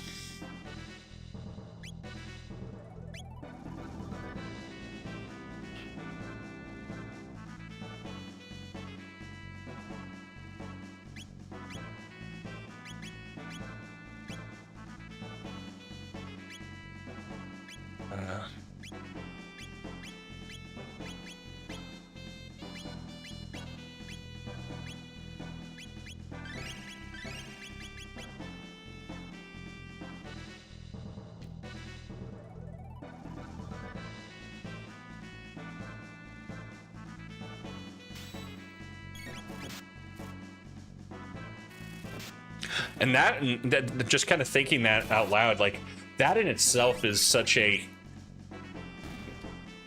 hot stirrer for people that are just Final Fantasy purists alone, not even talking about JRPGs, like who is like the most villainous or impactful villain in JRPGs, and usually it's going to be someone in the Final Fantasy spectrum. And I mean, for me, it's Kefka, but I'm never going to take away someone's opinion. But the amount of Sephiroth versus Kefka versus X-Death that exists, it's very like that. You always seems to be the three. Every now and then you'll see a Ultimecia from 8, but Kefka really, for me, takes the cake. I mean, he represents villainy, like, and of course Sephiroth does some horrendous stuff as well, and ultimately becomes a big difficult boss. But maybe it's my nostalgia, but spoilers if you haven't played Final Fantasy VI and you're in here. I feel like I'm the only one that hasn't actually played true JRPGs that I should have played. When Kefka poisoned Doma, the first time I ever watched that, I mean, I was like 8 or 9, and that kind of broke me. Yeah, Kefka, yeah, in itself is very iconic. He's just, not to the level of Spotlight Sephiroth is. I mean, yeah, Sephiroth did what he did to Aerith and stuff, and that really put a nail in the coffin on the unforgivable actions he performed. But I mean, you see the actions of Kefka, what it does to Doma, and it's not like that's just a one-time thing. You then have to live that whole moment as Cyan, and then in going into the Phantom Woods and seeing the aftermath of his dead family, like that's all through the actions of Kefka. To be honest, FF7 gets more spotlight than it does. I couldn't agree more. And of course, nowadays, I mean, with the remakes and stuff, I mean, that's just the natural order of media nowadays.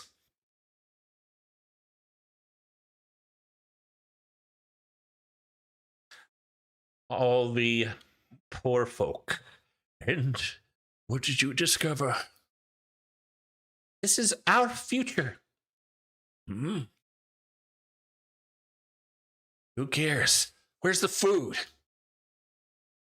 This was the only thing left. A seed. You don't know how long that Enerton will hold out. That seed might be your only hope.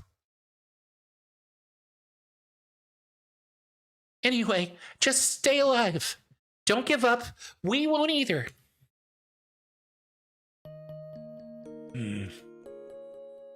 You're a strange bunch. You're different from us somehow. You mean because we haven't lost hope? Wow. Hope. There's a word I haven't heard in some time. It doesn't have a comforting ring to it, though. I don't know what kind of seed this is, but I'll do my best to grow it. What's that? This may be just the thing we needed. You're off to the Protodome, then. You'll need to pass through Site 32. Take this with you. Obtained jet bike key. It's the key to the jet bike parked at Site 32 ruins. I used to ride it when I was young. Hopefully it still works. They've got even more powerful robots in that dome, and they've overrun the place. Take care, and don't give up hope. That's fantastic. All right. I will use a shelter this time.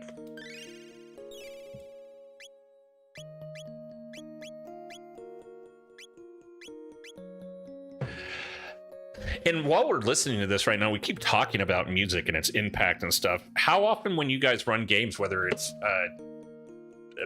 Fabula Ultima or another TTRPG, how much is music involved in your games?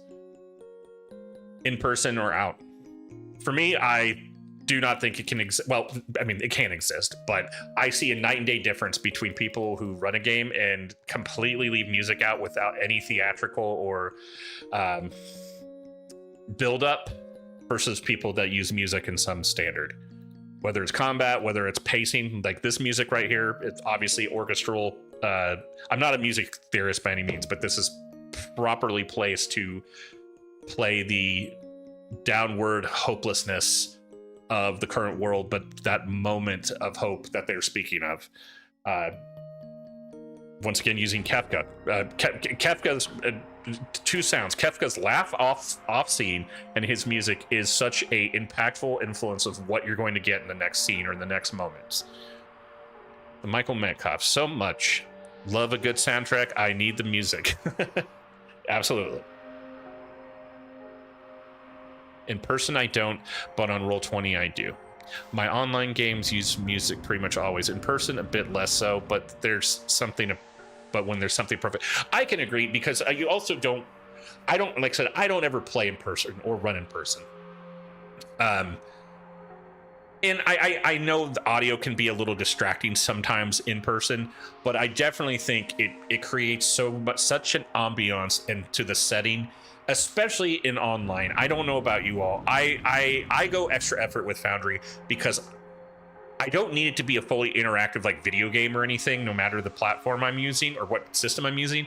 But I do not like running games just through like Discord webcam, and that's the only thing. Like I don't want my games to feel like I'm doing a work conference call. I want there to be interactions. I want there to be distractions, because otherwise people are not going to pay attention full force to the game.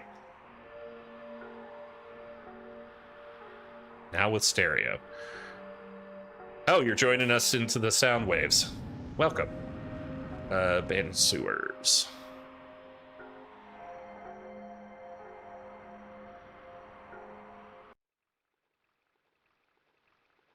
Huh? Eek! Outsiders! Better report to Crawley! That's the voice I came up with.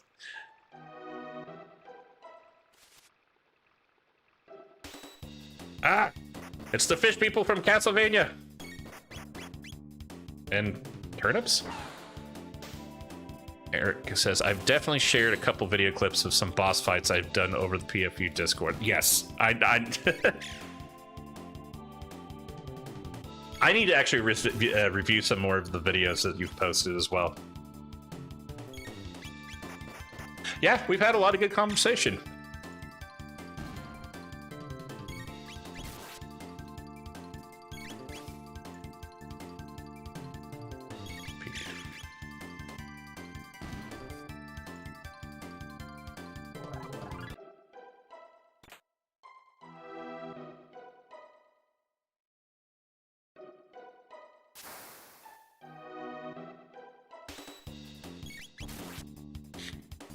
Ouch. Uh-oh.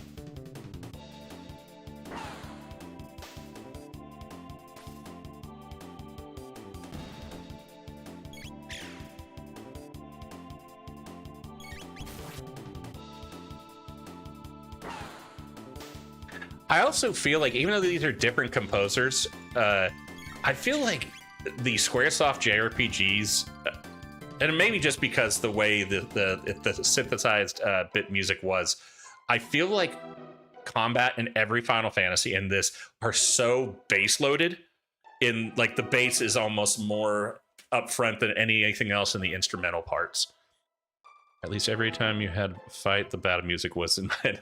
Well, that's what I was just bringing up, like that bum ba dum bum bum bum bum bum bum bum bum bum bum bum bum. Like that is bass heavy, but I'm thinking of every single Final Fantasy, the Final Fantasy 4s, bum bum bum bum bum bum bum bum bum bum bum bum bum bum. Like it always leads with a heavy bass.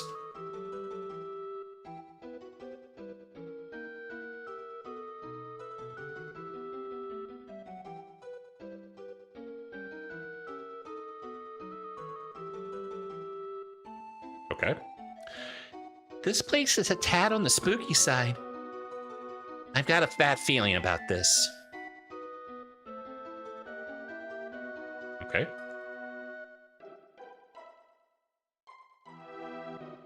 Hi, kitty. Hey.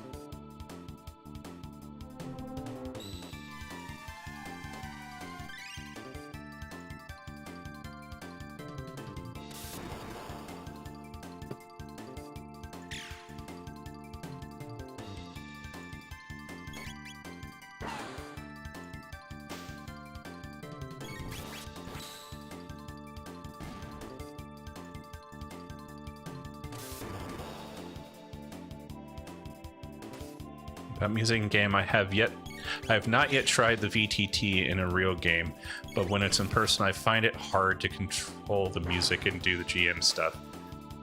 I think it takes a little bit of practice, but the sliders are, I mean, pretty.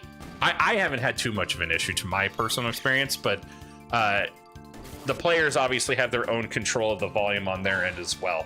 You can control the master audio. And then they can control their version of the volume. My brain is already filled with a lot to do, and adding another of the layers too much. I think it just kind of gets with it's the old term, you know, knowing the tools in the kitchen. You can set it if you really care about this. You can set music to scenes too. So if there's scenes that are always going to be the same music, you can default. Put a music wave, a sound wave into there, so when you go to that scene, it will load the music up. I think you can even put a small playlist as well. I've never gone that extensive. Erica says, I mostly set the music up beforehand. Like when I set up a scene in the Foundry, I'll usually set up some music with it, so I don't have to do exactly that. Erica just confirmed what I was just talking about.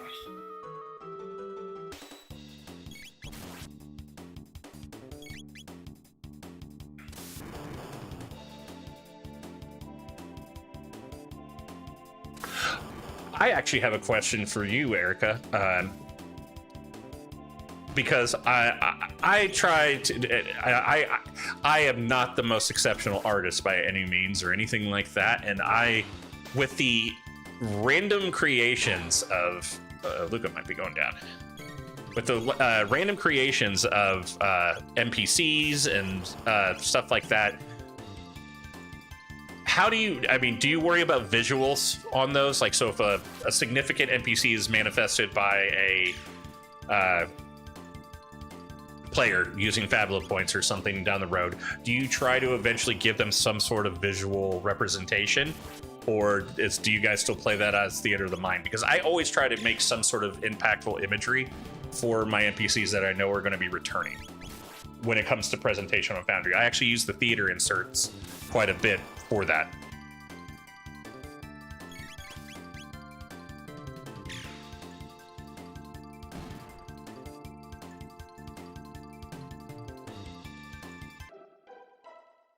Like, I wish there was a sprite creator that I could kind of like have I wouldn't say automated, but an easy setup to make sprites that would represent like a certain character ideology. I mean, I guess it depends on the aesthetic of how you want your game to look too, but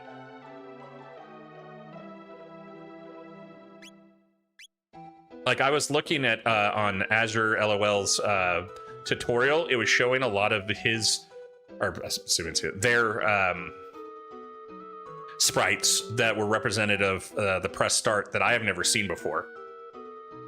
It varies. There are a few NPCs that travel with the party that don't have visual to them because I just kind of never bothered. But if it's someone showing up in a conflict, then definitely. I will do it on, and then GH Helmet says I'll do it on my side when I do my game. I think visual is really helping. Some RPG Maker, I have it. Okay. I think MZ has it too. There are actually a couple of sprite creators I can think of off the top of my head on a Fire Emblem one and the Universal LPC sprite sheet one.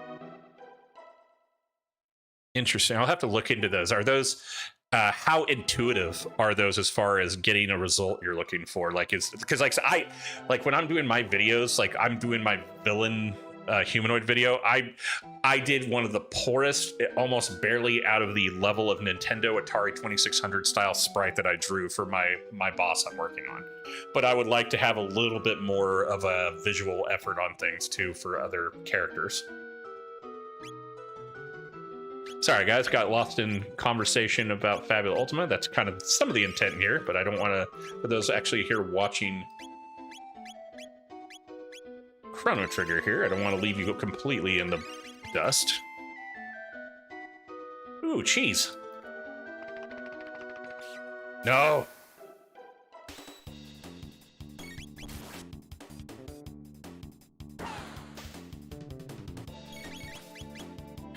Relatively, you're picking different options for different parts. I know a few others have been posted on the PFU Discord, but I don't recall them off the top of my head. I'll take a look at. I always see people's representations and their styles, and I'm sure some are just created because people are talented, and then others are finding templates or some sort of examples. I know the Fire Emblem, I think it was Fire Emblem, or was it Breath of Fire?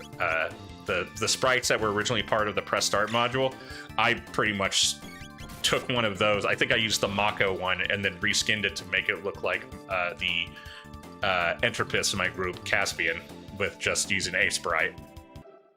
Or Eric also says, or there's this one sprite module I put out a little bit ago with packages stuff up from a digital card game that went open source. Interesting. I might ask you more about that here too. That's been my biggest shortcoming in presentation on Foundry, is when there's new characters being created and all that stuff. I like to have some visual options, and I don't always have them. But I also don't want to draw them every single time with a sprite, mostly because I am not talented enough to do it, and B, I want the characters to look somewhat respectful. Duelist sprites. Okay.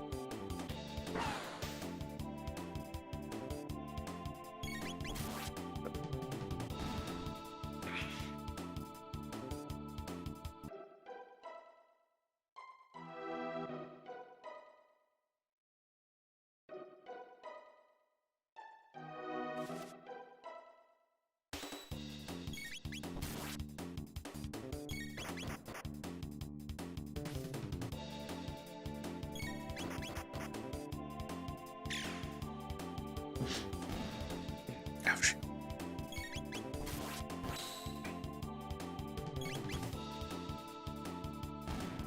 It might be just because the animation is more profound, but I feel like I only ever notice Chrono critting.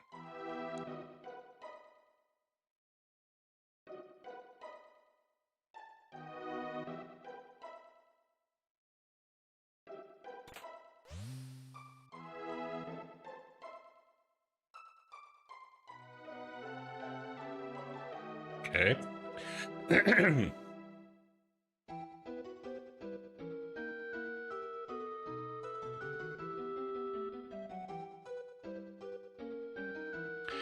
I'm looking right now, and yes, RPG Maker MC still has Sprite Maker, so it uses a list of pre-generated possible assets. Chrono has a better crit rate. That makes sense. I feel like I've only seen him crit. Forgot this was here. Oh, that was a bait. Ah, man.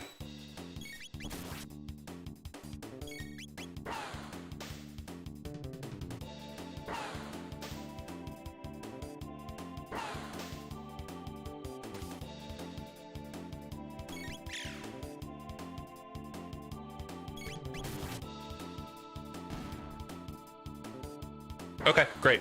Thank you. On the sending me a picture.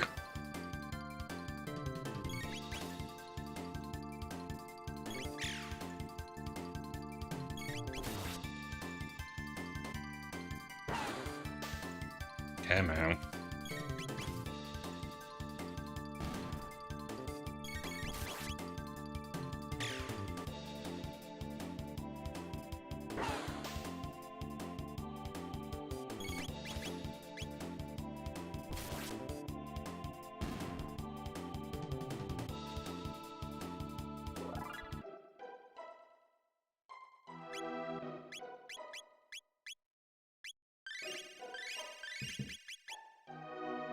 Did I miss something in here? I turned on that one little location.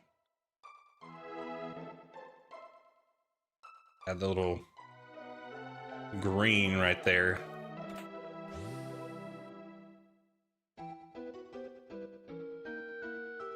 I don't see how to get over there. Oh, okay.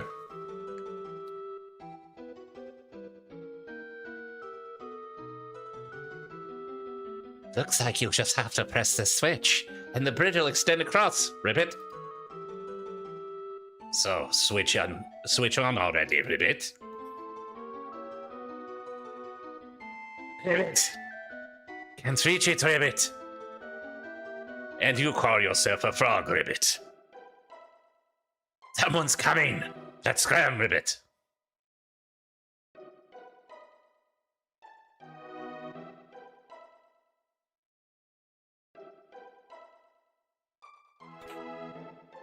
Rage Band. I just realized I saw Berserker Ring earlier and I didn't put it on. Boost attack defense cannot control where. Okay, do not want that with him. Grants 50. What are we talking here? I think that's worth it to try.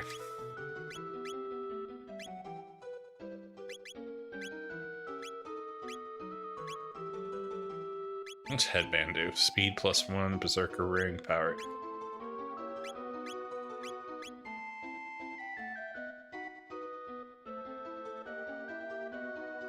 There's 3 of them, and they're almost here. Well, seen around through the sewers like they own the place, eh? Must have a death wish. We'll teach them a little respect. Yes, we will. Just let them come through here. They'll be chopped liver, pulverized. Won't even know what to call them when we're done.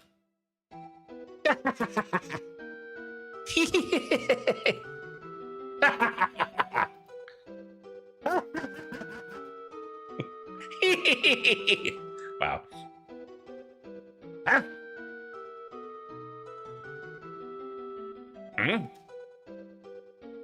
Looks like you got abandoned, bro.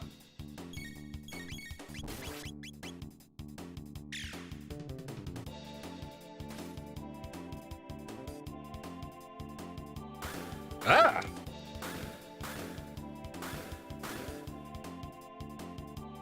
Ow!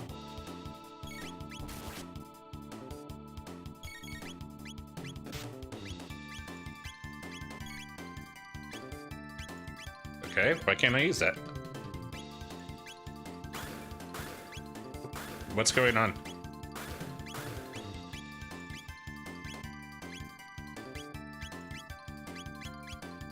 Is there a reason why I can't use the Athenian water on a revived KO?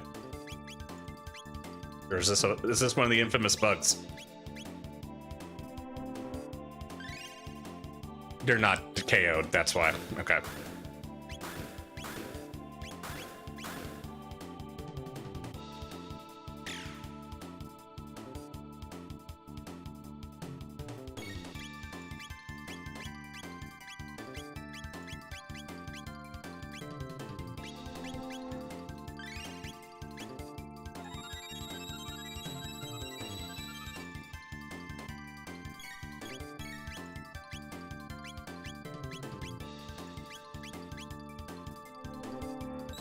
I made you on the maker and a picture let you see the extent of what we can do.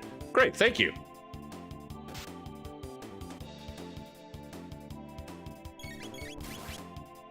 Just so you know, I don't normally have my Discord up when I do stream anything, just for audio sakes or any interruptions. I'll take a look once I'm done.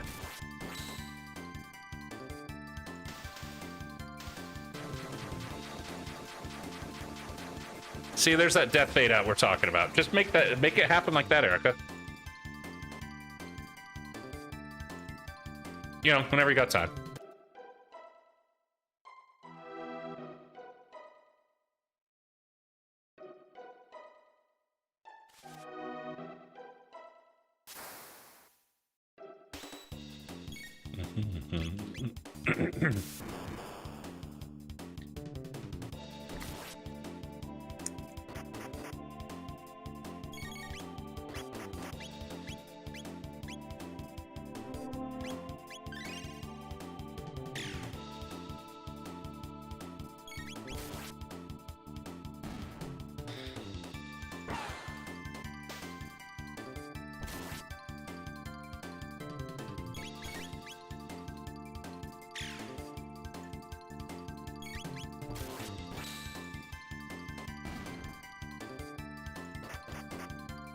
Yeah, Eric says, yeah, just as soon as I have a chance to sit down and write a bunch of more GLS cell shaders. Or appreciate it.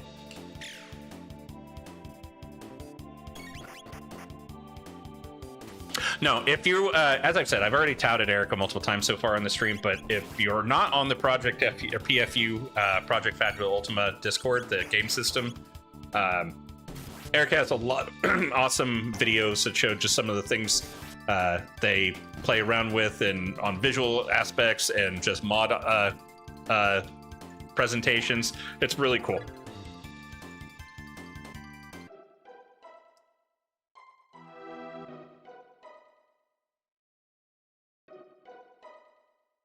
Like I said, an unsung hero that does cool things that I am intimidated to even try to consider how to implement into my games.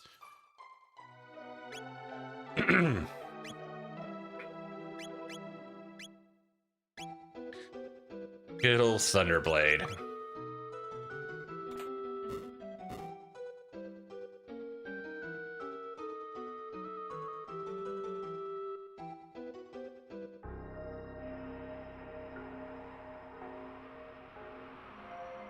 Did I obtain what I needed out of it? Okay, this took me over to another dome.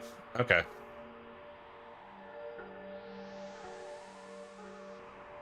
See what we're working with here. They're less complicated than it seems. I'm just bad at writing documentation. Hey, I'm gonna just say straight up, like, the amount of effort that the likes of you and others put in here is fantastic, and I intend to want to do a video that showcases, you know, some of the stuff that you guys put so much work into show it. That's the same thing with what I'm trying to do with my Fabula Ultima onboarding videos. The game is not difficult.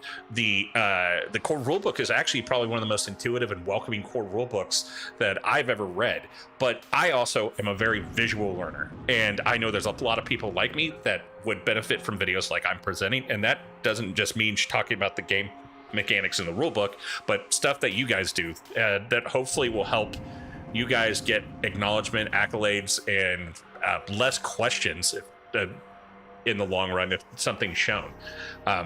Like I said, when I saw the Azure documentation for the tutorial, there's definitely a lot of Foundry setup. I'm going to go through fine-tooth comb and kind of promote what they're saying in that in a video at some point as well to kind of help you guys out.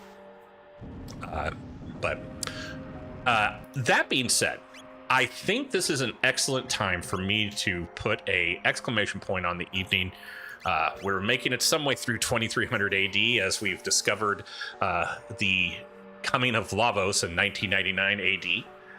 But yeah, I think this is a good point. With all the voices I've done and just my recent recovery from surgery, I think this is a good time for me to stop. But I do want to say thank you to everyone who's put their time and just hung out, enjoyed some Chrono Trigger. We talked a lot of great things. Awesome of Erica to come in and give me their insights, and on top of that, express their joy of Fabula Ultima. If, like I said, you're new to my content, check out my videos, subscribe to my channel. I keep working on new videos. I'm currently working on the final video of my villain series from the core rulebook, or NPC monster villains. And then I'm going to start going into maybe some stuff, talk about EXP and leveling, class build theory, and just a few other simpler things before we go into another extensive investment like the bestiary or things like that. So once again, thank you all for watching me play tonight and being part of this. This has been overwhelmingly awesome. I'm glad I'm getting to meet new people. We can talk about Fabula Ultima. We can talk about not just Chrono Trigger, but other games. So everyone have a good night, and I'll let you know on the next stream soon. I'm going to try to find some consistency pretty quickly. Have a good night.